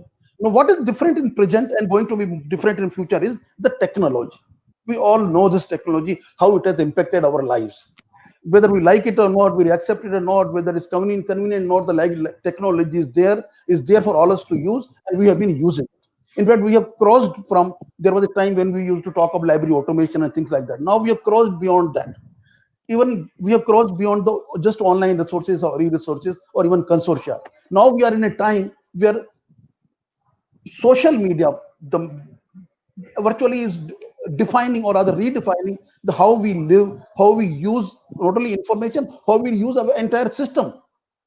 See, now the social media has overtaken even the print like newspapers or even TV channels. I mean, the political parties world over, including in India, are leveraging social media, depending on social media more than any other media to propagate themselves, to promote their information, their campaign, and the win election. We know what Donald Trump did in 2016. Even our present government, how they're, and rather present prime minister, how he has been very effectively and very intelligently using the social media. So how the social media has redefined the uses of the information. We, the libraries, in fact, some of the libraries have already moved in this direction, but I think we have to bring our libraries to that, to the social media level or the social media platforms, or we have to match ourselves with that, so that our users who are young, particularly the students who are younger age group users, who are most of the time on the social media, whether we can make our resources available. This, when a user searches some information in the Google, the first it should be about a book which is available in his library. Can we have those systems or the place, the things, that is kind of the technology that kind of is available, and we probably will be moving in that direction, that so that we can leverage, in addition to the resources, the systems, the space, users and staff, we can also use the technology to leverage our collective strength, to leverage our total strength to affect the changes, to influence the changes, and to make the changes so comfortable that library's potential, the potency remains supplement always permanent, and nobody can changes. Some of the changes that we see, I mean, I talked about online resources and all that, I'm not going to repeat it, but see the increase in open access resources, for example. ডাটাটা সরিগলানো মোর এনো টিকে ভর্তি করতে পারবো কেন টিকে disturbance, please. Jio রে When our libraries lockdown, all of us we try to do was that to at least to open up our resources quite remotely, so that people can access all the e-resources that are subscribed to libraries at their homes. Even publishers were quite cooperative and they opened it up. But more than the subscribed content, there were huge amount of resources available in open access, including some of the journals, articles from the commercial publishing. Huge amount of activity. Now we can now see that virtually, some people can probably manage quite sufficiently with the kind of content that is available in open access, whether they are journal article, journals, thesis, whatever. Say it's up. This needs to be promoted and encouraged, and there has been increase thanks to this technology. Online teaching and online courses have increased. There is a support for even online research, where artificial, with the help of artificial intelligence and things like that, where simulation can be done, or virtual labs could be created to help conduct online research. Of course, the research is a still ticklish issue. It needs little more than this, just online support. Library website has become the main door. Right, like physical library, we have the main entrance or main door. I think the library website has to become the main entrance of the library, where you list all your resources, services, policies, procedure, exigence, and all accesses and all protocols, though the users still don't miss their library, still they are able to access the library. I also, let me touch just for a little while the impact of the COVID. We all know that we are still running through the COVID lockdown period. things have started opening up, but academic institutions and libraries are yet to open. Some of libraries which are in the residential campuses are started working. In Amity University, we have started open the library at least thrice a week during some period, so that some use can be made of the library. But still, there are restrictions, and we have to observe, because safety and security and health of our staff and our users is paramount, and we must take care of it. But see the things, the change of the things. Now so far we had, of course, we had the online resources, e-resources, and everything. But the focus now, the shift will be much more. The print virtually will lose the value, or there will diminishing value for the print, because now even the books available in the library, probably we need to go for some sort of activity so that we can digitize those books. Everything or most of things will be electronic or e. A lot of special collections that the library hold and they keep in lock and key, have to be opened up and digitized so that it becomes available. And of course, we have to handle IPR and copyright in a little more open way than what has been previously, because there is a general feeling that IPR or the copyright has been somewhat more favorable towards the authors and all. Probably with this kind of environment where the physical libraries access will be limited or difficult, where access have to be provided online, I think the digitization, accessibility, availability of the content has to be a little more generous, and the Copyright Act needs to be re-looked into and all. In addition to this, there is a last final thing: happiness. Imagine a situation that we are going through. Imagine a situation even if we open up. We have seen this disease and how it has affected the business, the economics, the small and medium business class people, or economics middle class people, the poor economy. When the university is open, when the students come back, with what mindset, with what what state of mind they will come back to your library, and can we do something to make or bring happiness to them? It is reported, actually, as per there is a study which says that students, when they come to the library, before they come to the library, they already have the stress or anxiety and depression. Can librarians do something using their experience and their knowledge to reduce their stress or anxiety and bring little more happiness? And how we can bring that happiness?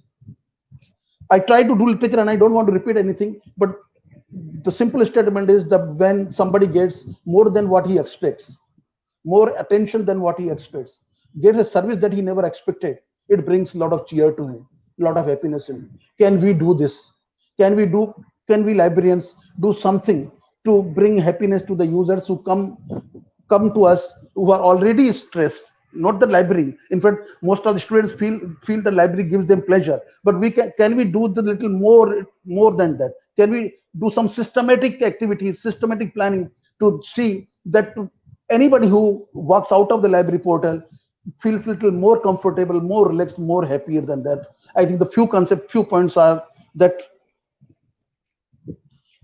be welcoming and inclusive. The first and foremost, we should be welcoming and inclusive. Anybody who walks in, anybody who comes in must be very happy, and we must be welcoming and all. Anybody who is, when we find is, is in a situation where he's find is uncomfortable, this thing and all, the staff should walk up to him and helps him out, whatever this thing. Bring them the sense of belongingness, bring them the sense of community, bring them the sense of gratitude and the competency. So there are certain things which can definitely, I know I am talking a little out of context, but the happiness is going to be, and you may be knowing that Delhi government has already introduced the syllabus on happiness.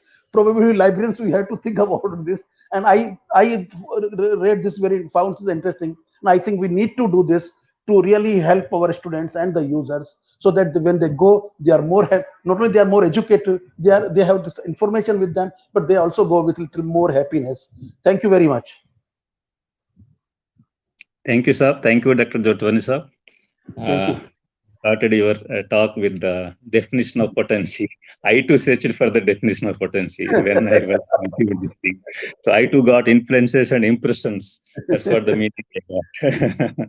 You have mentioned about our strength of library in terms of resources, services, place where we can share our space for the users to interact and utilize our resources and all. And lastly, you have mentioned about the happiness. So we have to make them happy. Our users are happy means they are also happy. How you have to make them happy, that is depends upon you only. Not that anybody will tell you to you make like this, make that. That's was happy. Thank you very much, sir. Thank you very much. Thank you. The third speaker, Dr. Murari Purushottam Tapaswi. I know he's my good old friend. I know him only by Murari or Tapaswi. Now only I come to know about the Purushottam. Really. Thank you, sir. Thank you for coming to our discussion and accepting our invitation. So, Dr. Murari, a brief biodata about him. He possesses MSc, BLSc, ADSc, and PhD in Library Information Science from Karnataka University, Dharwad in 2000. He has got more than 40 years of experience in various capacities since July 1997. I too joined this profession in November 1997, and we too retired both in 2013 only. He has superintended from CSIR as a head KRC in 2013. Later, he has joined as officer on special duty at Goa University and set up IQSL. It's a really great opportunity for librarian to set up.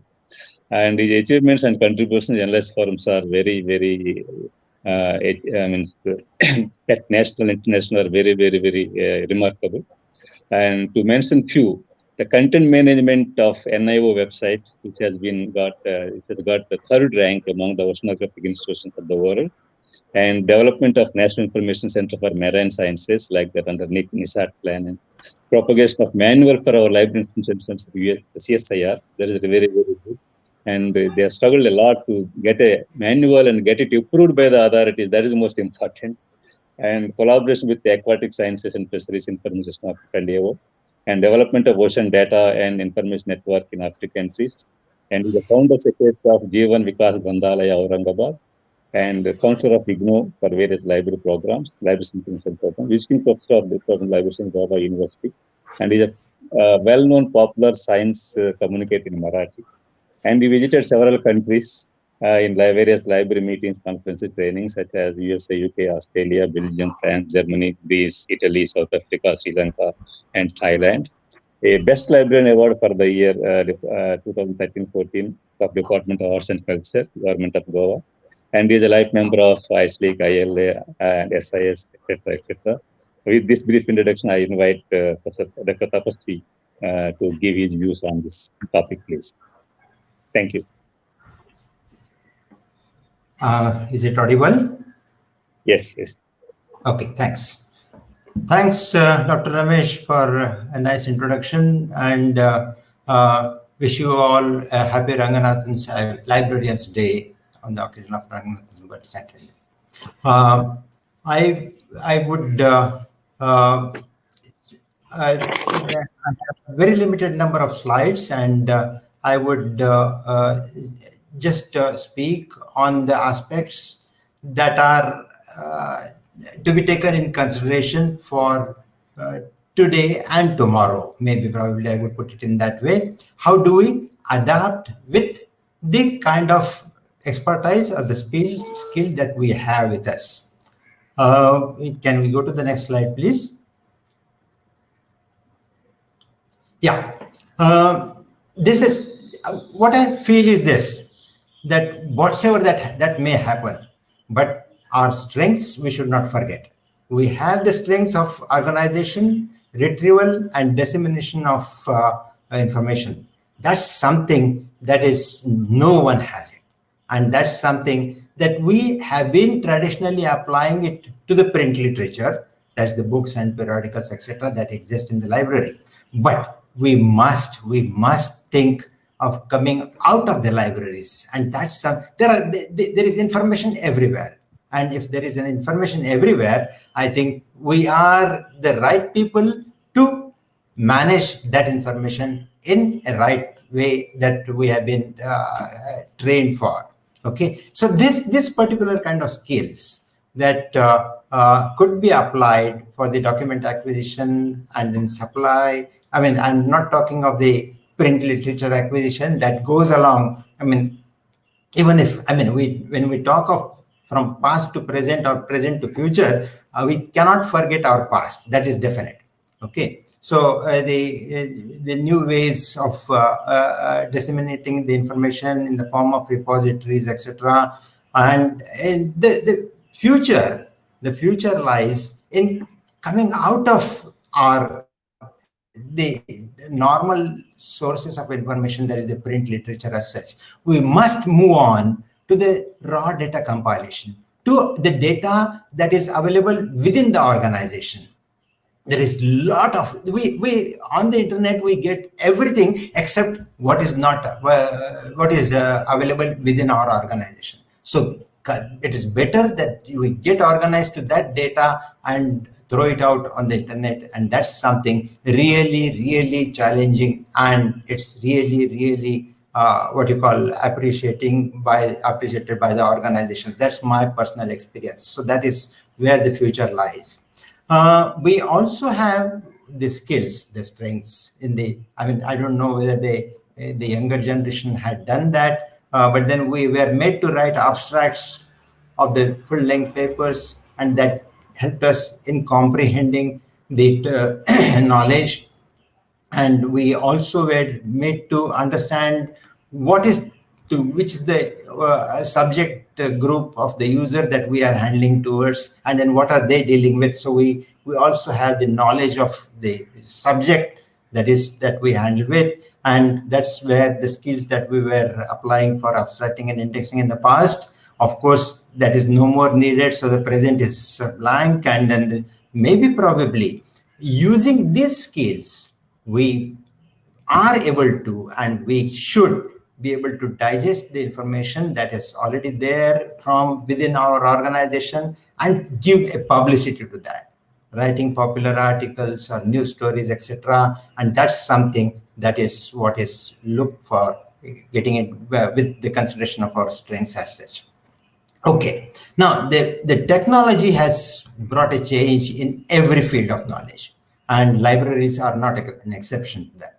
And therefore, the technology adoption is something that is very essential. If you don't do that, you are likely to neglect it. That's definitely going to happen. Okay, how this technology we can change the physical spaces in the physical libraries as such. Okay, not only we have to have the reading halls, reading rooms, and other such spaces, but we also need very large spaces now for the computers for browsing, experimenting. Well, now almost every student has the laptops or mobile phones in their hands, so they can do the internet browsing as such. But for the experimenting purposes, they need some systems to depend on, and that's something that the libraries, I see, that could provide as such. The discussion spaces, this is something that is very, I mean, we have come out, please do not speak from that, silence please from discuss please. Okay, we must move on to this. There should be some areas where the users come together to discuss on various issues. There are several assignments that are being given to the students in an academic institution, so they need to interact with each other, and therefore that's something, that space is very essential as such. I mean, the discussion spaces should have even the plugs for the laptops and then the internet connections, of course, that goes along. The studios is something a great need of today. In an academic institution today, because of the current scenario, the COVID, most of the academic institutions are digitizing the lectures. Okay, and the studios are something that are very essential as such, and in an organization, if it's not existing anywhere, the library should take care of, and they should come out of that. Well, artificial intelligence, this is something very high end that I'm talking about. The robot assisted document location or the robot assisted document shelving, and there are already such devices that are available, and that's what probably the future that exists. Maybe probably I'm talking too high. Maybe probably many libraries don't even have the barcode being used in the library. Maybe some libraries don't have even the ID tags, etc. Maybe probably they don't need it. So if they don't need that, even the robots are also probably too high for them as such. It all depends.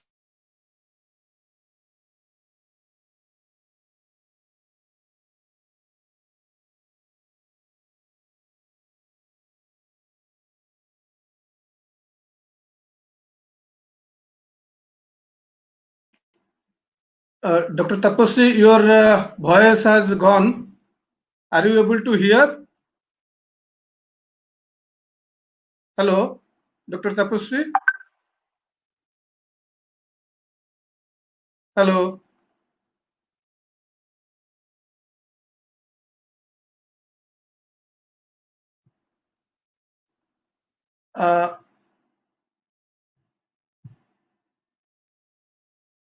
It seems Dr. Tapaswi's network a little bit problem. So he is just trying to connect. Dr.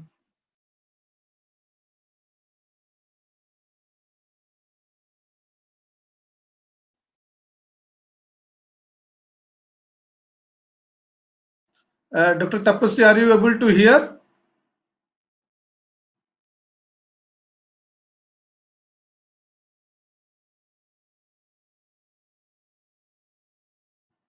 Hello.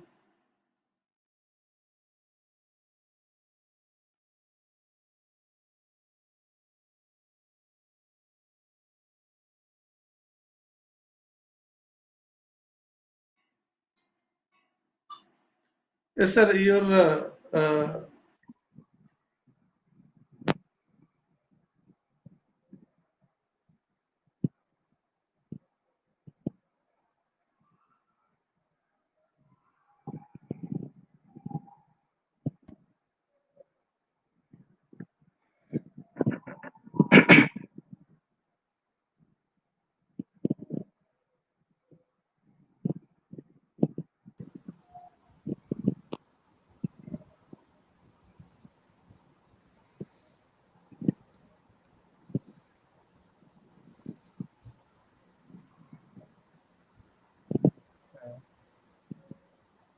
Dr. Ramesh sir, are you there, sir? Dr. Ramesh?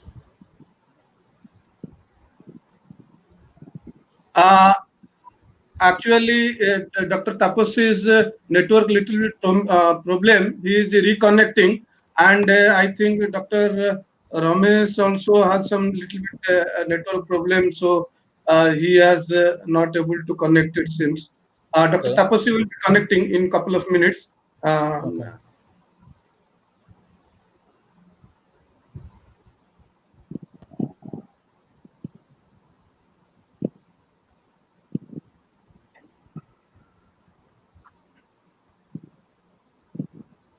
He's connecting. Yeah, yes, sir.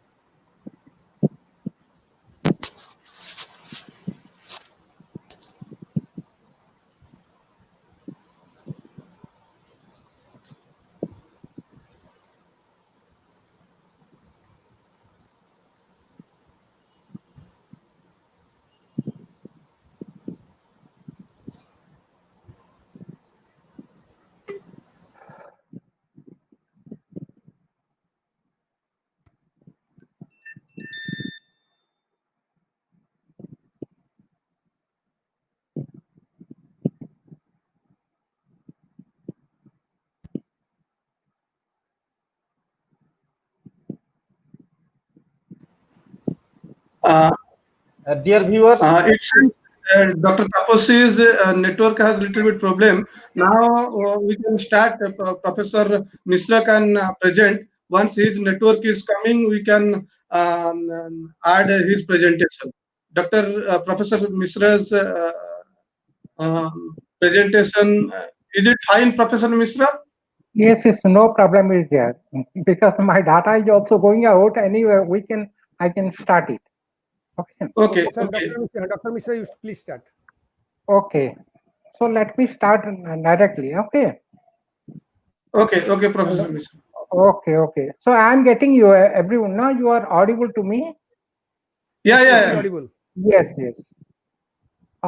At the outset, I must pay my homage to Professor Ranganathan on his birthday, and it's an auspicious occasion for me to say that Honorable Chief Guest Professor Ashoka Vice Chairman, Odisha State Higher Education Council and former Vice Chancellor, Utkal University, respected Dr. D.V. Ramesh, Chief Librarian, Shiksha Anusandhan University, Bhubaneswar, valued Professor P.V. Konnur, President Alliance Academy, Bangalore, Dr. Daulat, Jotwani, Director, Library Services, Amity, University, Noida, Dr. M.P. Tapaswi, Scientist, National Institute of Oceanography, Dr. Bhubaneswar, President OLA, Dr. Kamal Jena, Vice President OLA, Dr. Basudev Mahanti, Secretary OLA,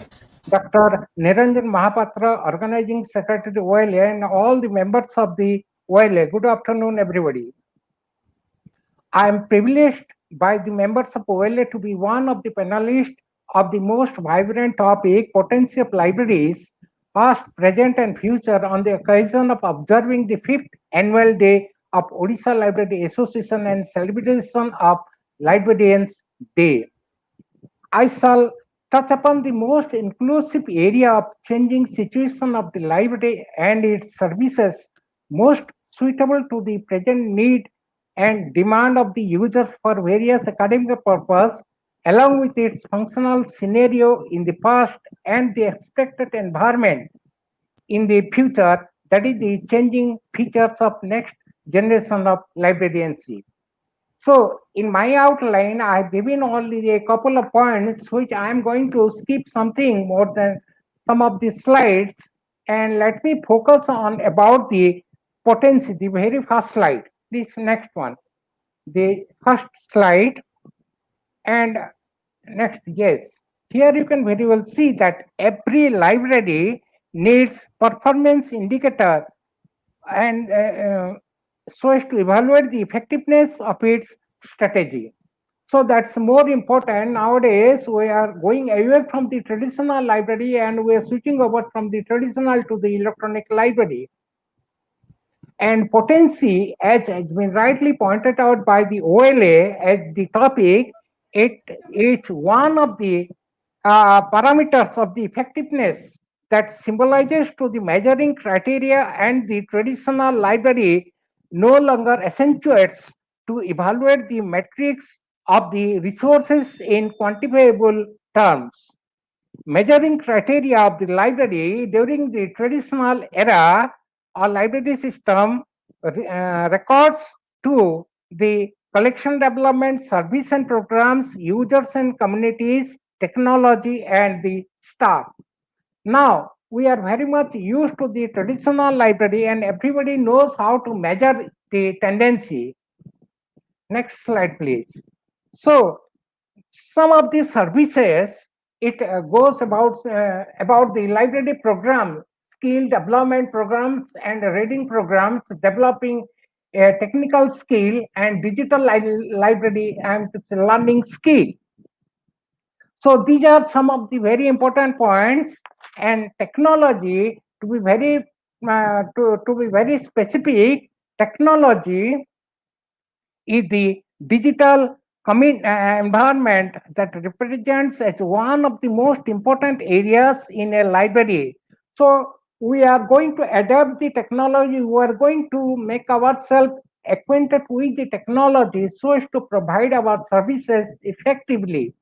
and the readers demand it also. Nowadays, due to pandemic COVID-19, we are coming away from the traditional to the electronic, and nowadays in the virtual environment, we are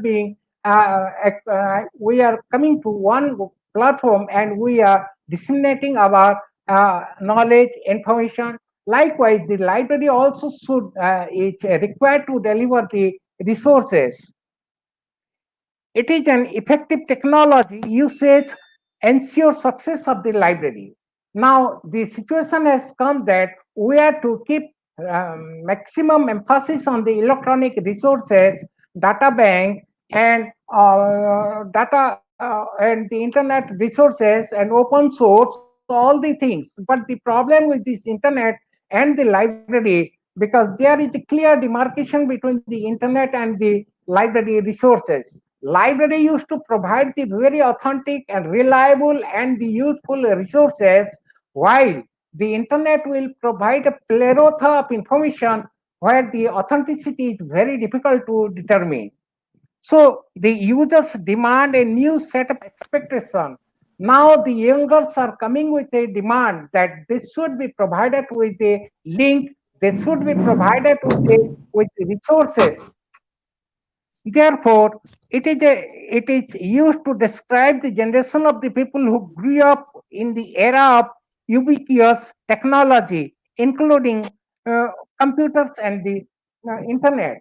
Now we can see that the youngsters are coming in a very modified form of accessing the internet, and they are not going to use the book, even if the book is there in the traditional form, and that's for a specific group, as one of our panelists was saying that it's an age group, and after a certain age, we are going to concentrate ourselves to the book, while the youngsters, they need the electronic, because they are more comfortable, to the internet, they are more used to the internet and other technological parameters. The young users, people who had the electronic access to information their entire life, arguably approach the electronic resources differently the older, that is digital migrants. So we are going to be a digital migrant, while the newcomers, they need the instant information electronically. So providing online resources, online circulation, website traffic, and the user engagement or the technology usage inside the library, and that has become the very important scenario nowadays in the electronic era. So the technological development doesn't change the information that the researcher need, but it changes the way in which it is being delivered to the user community.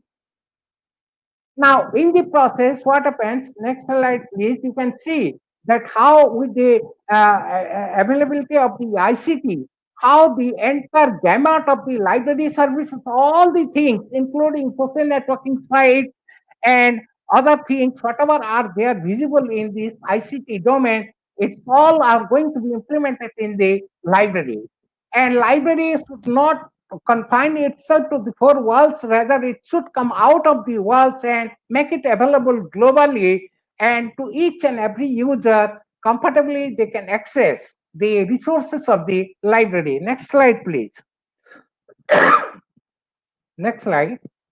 So growth and development of Web 1.0 to 4.0, I have told you that I'm not going to discuss all the things, but the maximum emphasis in the library has been put in Web 2.0, which has made a platform of this developing the library 2.0 and providing the reliable and the instant information to the users community. Next slide, please. Next.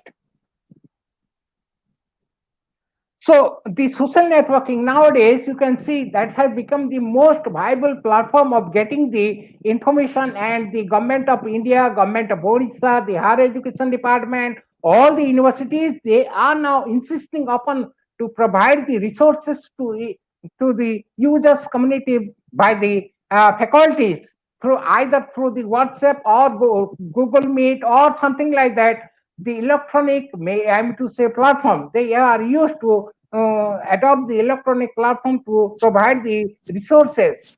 There may be some disruption in the education, but I'm to say there should not be any constraint in providing the information from the to say faculty side. They will use the technology and it can reach the users and the students and the research scholar as well in a positive manner, and they can make use of the resources. So next slide, please.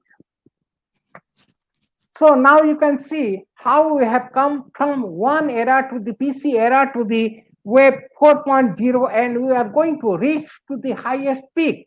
And in the journey of this PC era to Web 4.0, we are going to make our library available to the users community in a different way. We are going to be globally visible to the users community in a different way. And therefore, what we require, we have to equip ourselves, and the supporting staff need to be skilled enough. And it's not only the staff, but also the users community need to be, to say, perfectly sound enough to use the technology so that they can get the best use of the resources. Next slide, please. Here I have given the implication of the library 1.0 to library 3.0. Now, as you know very well, 3.0 is emphasizing on the semantic web, cloud computing, smart mobile devices, and nowadays it has become a important parameter for each and every educational institution to provide the library resources through the mobile services, because nowadays each and everybody is having the smart mobile, and they are to make the use of the devices in a comfortable way. They are more comfortable to the mobile device rather than your computer or something like that. So it's only because due to the seamless access of metadata content interface, it promotes and use the library resource and web opaque. But the library has to equip accordingly to meet the requirements of the users. Next slide, please. So in the process, it protects the proprietary information, developing library portals, sharing of learning repository, and there should be a mechanism of federated search online resources offered by the libraries, open source software such as library find, etc. The library has to adopt the technology in such a way that the users must not find any problem while accessing the resources. Now, next slide, please. Next. Yes, next. I've already covered this thing. Next. Yes, now here I have given an outline of the initiating digital transformation, the journey. Here you can see the before start, and this is the process how one has to go in the digital process to reach the target. Next slide, please. Now, next, here you can see that how we are going to be transform ourselves. From the user's point of view, the technical leaders are there, business partners are there, and existing new IT assets are there, and they are coupling everything and making a process of transformation. What exactly also can be done inside the library. So the digital transformation, it's one of the parameters as Professor Konnur was pointing, Dr. Ramesh was pointing, and also Dr. Das was pointing that massive use of ICT leading to change management, collection development, and other functional elements in the library. Transformation of the services domain and the learning sector. Integration of digital technology and the library undertaking various operations and to provide qualitative service, scientifically for the value-based information and learning. That's very important because, as I just told you, the library will provide the value-based information. because they can scale down the information, which information is very useful for the users, which information is very useful for the researcher. They know it better than the internet. Internet will provide the all type of information, but not like library they can provide. They will, to say, give the right information to the right user. So in the process, again, we are coming across with most important concept called the disruptive technology. This is a very important area and its impact on the multi-dimensional sphere. So next slide, please. Next. So here, disruptive technology, and one technology is there, and immediately second, other technologies are there. Even if we are going for the different type of technology, we should stick to our services, and there should be a compatibility way of making the the resources transferred from one technology to the other technology. So it's a process of convergence of multivarious electronic resources led for a digital stream for accessing in a high-speed network. This is very important, and research on advanced mass storage, online capture, multimedia data, intelligent filtering, knowledge navigation, effective user interface system integration. And the other things are there, computational growth of and growth of network infrastructure. It relates to creating a new marketplace with the new category of user. Now, one very important concept is there that we are going to develop ourselves the marketing strategy of our library resources. Once we give the maximum services or the utmost services to the users community of our own, then we should come forward to develop a marketing strategy so that everybody can access to our library, and for that a minimum amount should be fixed to access the resources of our library. So it was the disruptive technology was previously identified as re-engineering, which now associates with the harnessing the technology to reach the product services in a seamless and cost-effective manner. So next slide, please. I'm giving the outline of 12 different type of disruptive technology. Next slide, please. These are the outline of 12 disruptive technology, even if it is there and the library is going to make available to the users community in spite of every odds. Now, next slide, please. Now, I have given an outline of the evolution of library technology and functional elements, library 2.0. Next slide, please. And this is the growth, how we are going to get the growth. Next, library is a functional element. What are the functional parts of the library that works under library 2.0? An outline has been given. Next slide, please. Next slide. So here, what type of techniques are going to be applied in the library? So each and everything, I'm not going to say something instant messaging, content delivery, as Professor Konnur was pointing out about the content delivery, collaboration publishing tool, hybrid application program and program tools. Then these are the some outline I have given. There are exhaustive approach to this area, but some outline has been given which will give maximum benefit to the students community or the user community and the researcher. The best collaboration tool for your virtual to develop a virtual team, it is being given. Next slide, please. Next. So this is the best collaboration tool that the library need to apply. Now the most important thing is what are the challenging feature of 21st century library, decisive in view of changing information scenario. What is the need of the users that we have to know it. It is the housed on resources and multidimensional resources. Nowadays, the NKC is also emphasizing upon this type of librarianship. They should be known to the technology. They should be known to the resources of the users community, and accordingly they will provide it. It's only because even if it is a top job, the librarian and the associate, I'm to say the supporting staff need to be acquainted with the situation of their own users community and to the outer, I'm to say the researcher to provide the increasing volume resources.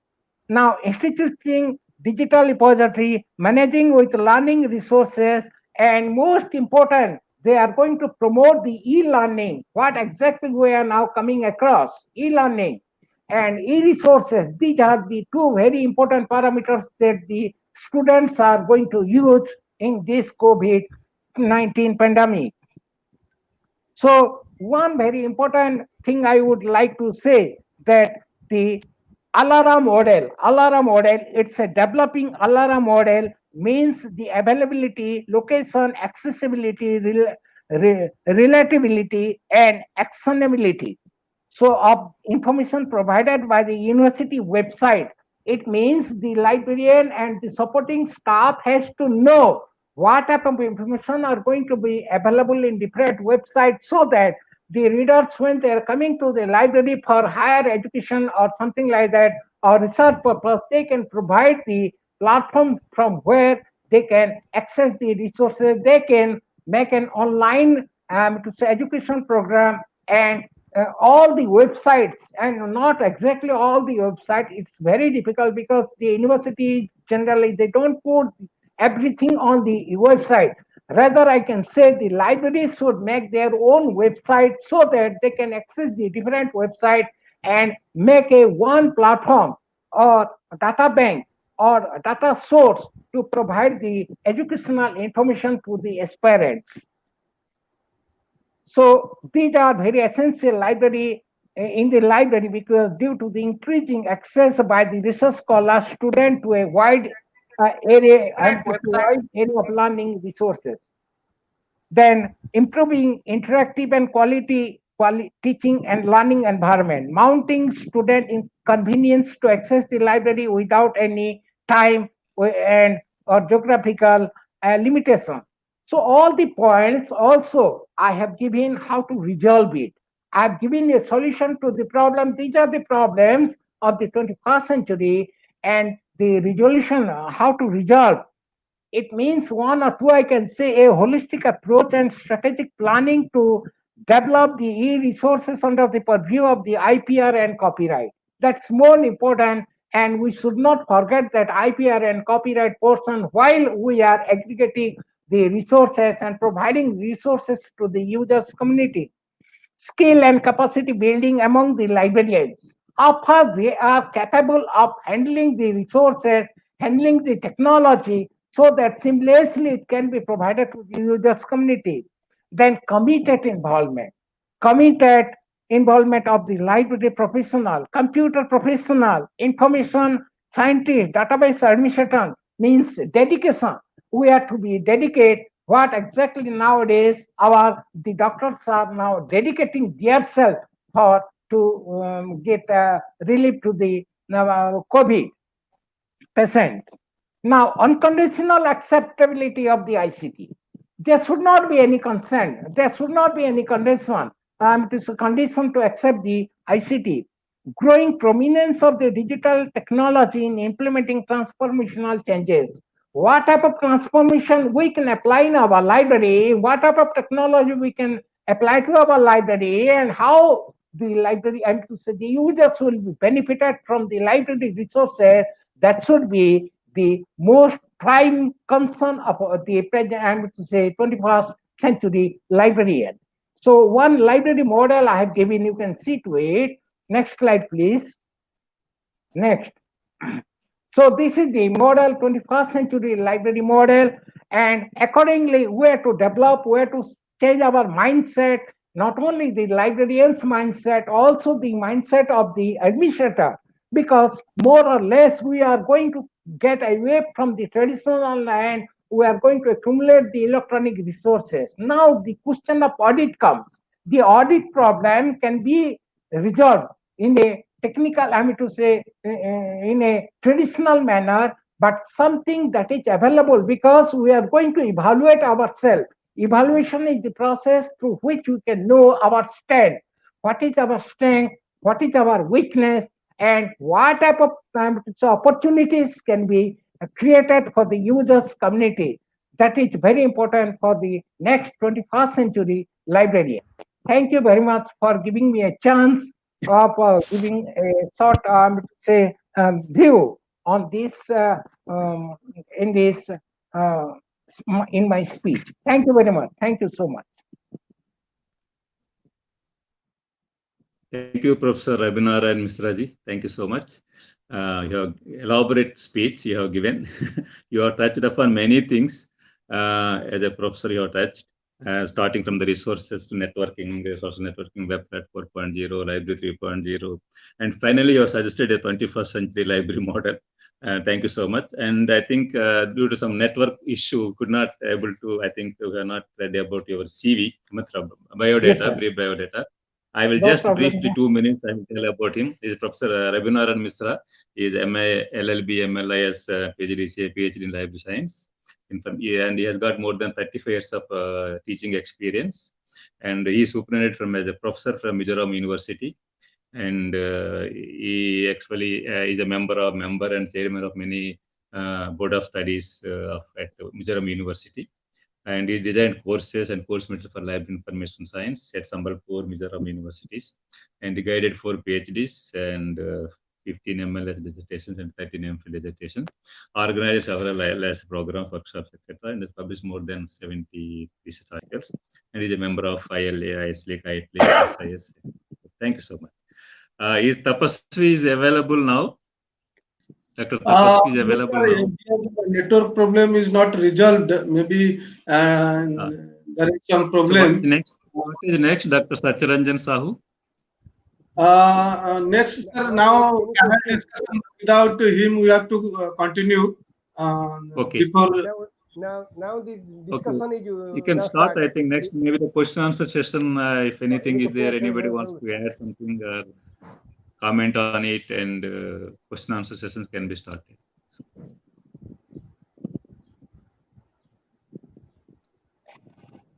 Hello. Hello. yes, sir. Okay, continue, please. Hello, Satya. What? Now, if you have any questions from your side as a moderator to the panelist, and till any all the questions. Actually, I have no questions rather than appreciations. So they're all experienced, knowledgeable, and they're served more than 4 decades and entering into 5th decade, I think. But they have touched many things. What is required to be, what is done in future also, and past, present, and everything. And what they suggested many measures so that we can, our young body librarians can follow and implement it at their respective places so that they can grow in the profession. Above all, what I want to comment is that you should enjoy the job. Whatever job you are doing, wherever you are doing, you should enjoy it. So that is the most important thing I always tell in any forums. Once you enjoy, means you are getting enjoyment, then means you are serving your users and users are very happy. That's what we have to do. We are doing it in the past, present, and in future due to pandemic issues and all. And even then we have to enjoy our job and we have to give our places as a interaction places and utilize our library spaces more frequently by the users than simply coming and searching for the resource and all. But this should be a charting places also, and we should provide free space and free enjoyment space, you can say that, so that they can enjoy the resources as well as they interact with the users and the friends, and so that they will have it of coming to the libraries. That is most important. That's what I wanted to say. Thank you so much. One question has come from Sushant Patil. Can I reply to the question, because there is a question from Sushant for sure, me. Sure. Yeah. Can I reply? Okay. Yeah, please. Okay. See, he's asking what is the strategy to counter the technological challenges and maintenance of modern library services. See, as a librarian, we have to strike a balance. We have technology, The users that we are receiving now, particularly at the undergraduate level, are young generation guys who from the morning till evening are always on their mobile devices for on the social medias and such platforms like this. All right. Now we have to engage them. We have to engage them so that they use our resources. How effectively we are able to do that, that is the challenge for the librarians. And as a librarian, what we should do is we must strike a balance between the technology and the technology and the library management, and see and the human intervention that we as librarians provide. I think that will be a great help to bring a balance between them, so that users get satisfied, and not satisfied, as I earlier said, they go happy, but also our library services are used as much as possible. Another question, sir, how can we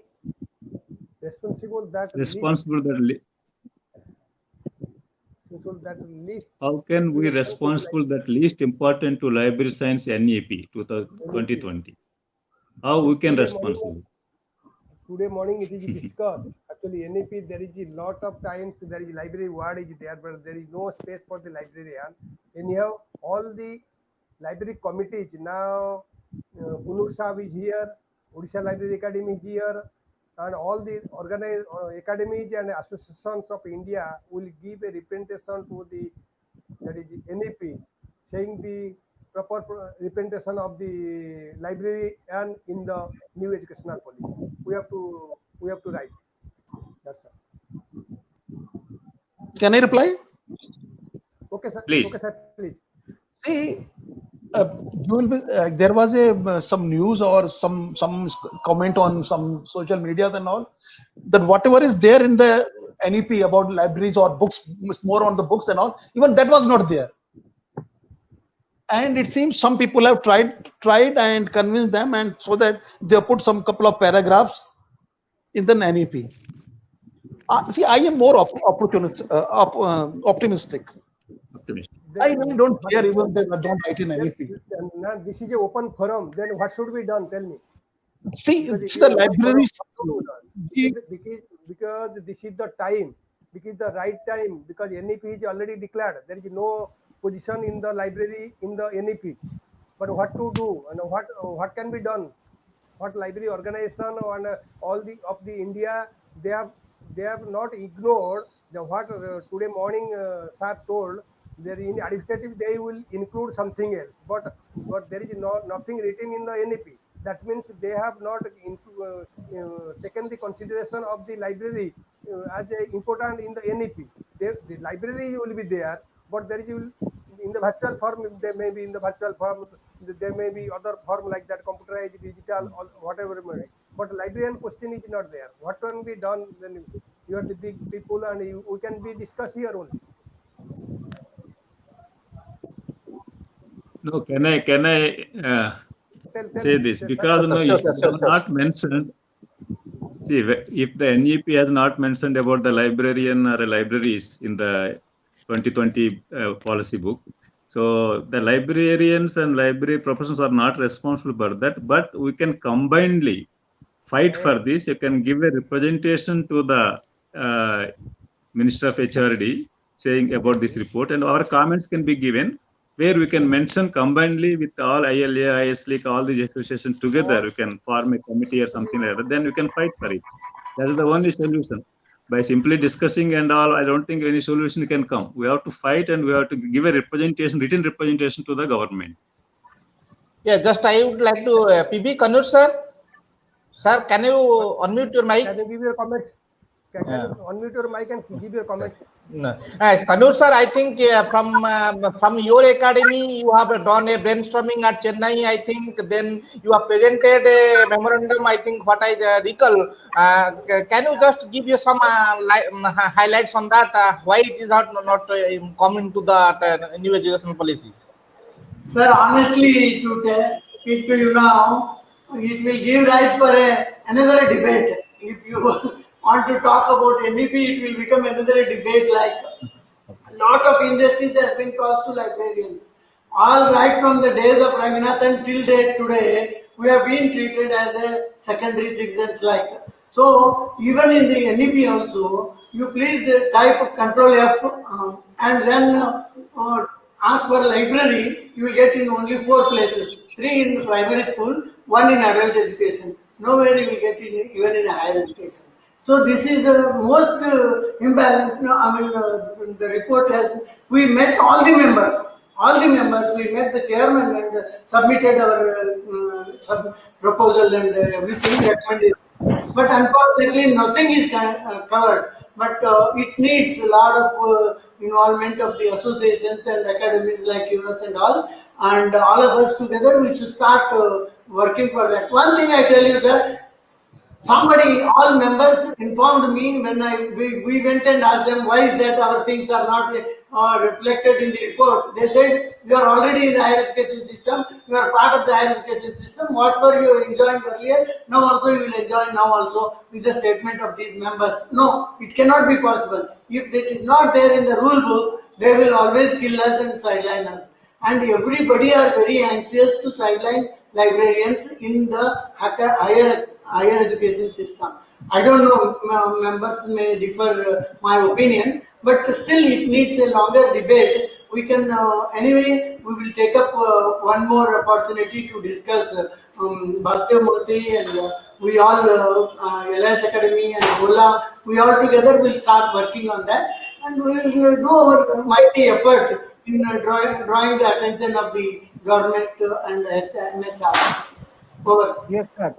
What I mean to say, it's an ideal way to approach the government about the library position, because in NEP, and I entirely agree with Dr. Ramesh and Professor Konnur to come forward in one group, making one group and giving it as a, to say, a memorandum or something, request letter to the MHRD to see about cases, library cases.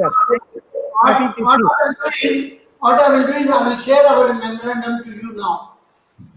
And now you please study that and find out what best can be recommended and all of us together insist for that. No, sir, I have studied, sir, I have studied your representation, sir. It is, everything was there, sir. It has not missed out anything. I have studied your memorandum, sir. It is, everything was there. But actually, in NEP document, it is one somebody has cited here. Library term has arisen 5 times, library is 18 times, librarian 0, no term to librarian, and teachers 23 and students 286. This is the term they have searched in the NEP document. Library 5 times and library 18 times. No place for librarian 6 times. This is the word exists in the NEP document. This is the content management by one of our core team member, Dr. Nusingha Kumar Das. Sir, can I say something? So Yes, it's a high time that before finalization of this thing, before implementation of this thing, let the matter be referred request to the MHRD to look into the affair this matter and resolve our problem. Okay. So it is a high time. Today in our higher education system, sir, all vice chancellors are interested to please the quarreling teachers and they will make them as in charge of libraries and keep their mouth shut. And these fellows will come and do mischief in our library and put the blame on librarians. So nowadays entire system has to be changed and we should try to change these things. No, it's like this. No, the professor in charge of the library, the system was there. Again, they are coming back to the same system. And that is the thing. So when the librarian has a separate position, separate organization, why not they will be given the teaching status? That is my also the request. Sir, for this we will take a different opportunity to hold one more discussion. We all together make one more meeting, OLA and ILA. Together we will sit meeting. We will make a closed door meeting first. Yes. 10, 12 people from your side, 10, 12 people from my side. Yes, sir. I agree. Yes, and we can sort out the problems of the library also. But this is the high time before implementation of this NEP 2020. we should highlight the problems of the library. Why not? They are going to going to give the strength to the library and the library staff. Sure, sure, Sir, sure. thank you. And if you can permit me, I have another meeting now. Okay. Okay, thank you very much. Before closing, you just give a answer. One query has come. My question to Dr. Mishra: what are the major factors involved in the job satisfaction of the librarian? And this is the last question. I think the time is running out. This is the last question. We will take it, sir. You see, the job satisfaction, as I told you, that we should be committed. And once you take up a librarian job or any job I'm to say linked to the library or library science, it's not that in one day as Rome was built up like this, it will take some time. But you should have the I'm to say skill, and you should have the efficiency to monitor the situation, and you have to prove yourself worthy for the institution, and the institution will recognize your job and you will be promoted like this. I can say this thing. And job satisfaction in true sense of the term, it's very difficult, because if you are going to be highly qualified and you are going to be the library attendant, then you can't get the job satisfaction, because you are not getting the parallel job according to your qualification. So try to be in a competitive mind and competitive way to serve the community, so that the authority will recognize your services and they will lift you, I'm to say, they can elevate your position. So in that way, I can say that thing.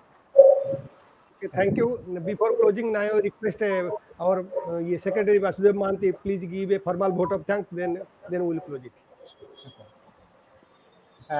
Thank you, Dr. Banambar Sahu. Dear viewers, esteemed dignitaries, now we have come to the end of this session. As a customary, being the Secretary of Odisha Library Academy, it is my pleasure to offer a formal vote of thanks. In making this Trinity activities at this August gathering, namely celebration of a 5th annual day of Odisha Library Academy, tribute to the father of library science, Professor S.R. Ranganathan, on the eve of Librarianship Day, and webinar on the potency of a library, past, present, and future, a grand success we have received help from many quarters. At the outset, my heartfelt thanks goes to today's chief guest, Professor Dr. Ashoka Kumar Das, eminent physics, Bhabha Research Center, Mumbai, the former Vice Chancellor of Utkal University, and the present Vice Chairman, Odisha State Higher Education Council. Professor Das pointed out many managerial and administrative issues at apex level of the implementation of overall development of libraries, and of course the issues of librarians. He has rightly given us many agendas on how to go ahead, and especially for the theme meeting by an advisory committee to make a vibrant library movement at Odisha and at national level also. Thank you, sir. Thank you once again for enlightening us. We are extremely fortunate to have with us 4 esteemed dignitaries from 4 regions of India, namely Professor P.V. Konnur, former Library Information Science Professor and President, Library Information Science Academy, Bangalore; Dr. Daulat Jotwani, Director, Library Service, Central Library, Amity University, Noida, and the former Chief Librarian, IIT, Bombay; Dr. M.P. Tapaswi, Retired Scientist G, National Institute of Oceanography, Goa; Professor R.N. Mishra, former Professor and Head, Department Library Information Science, Mizoram University, Mizoram. All the esteemed delegates nicely explained the theme of the webinar, the potency of libraries in many different perspectives from their lifelong experiences and expertise.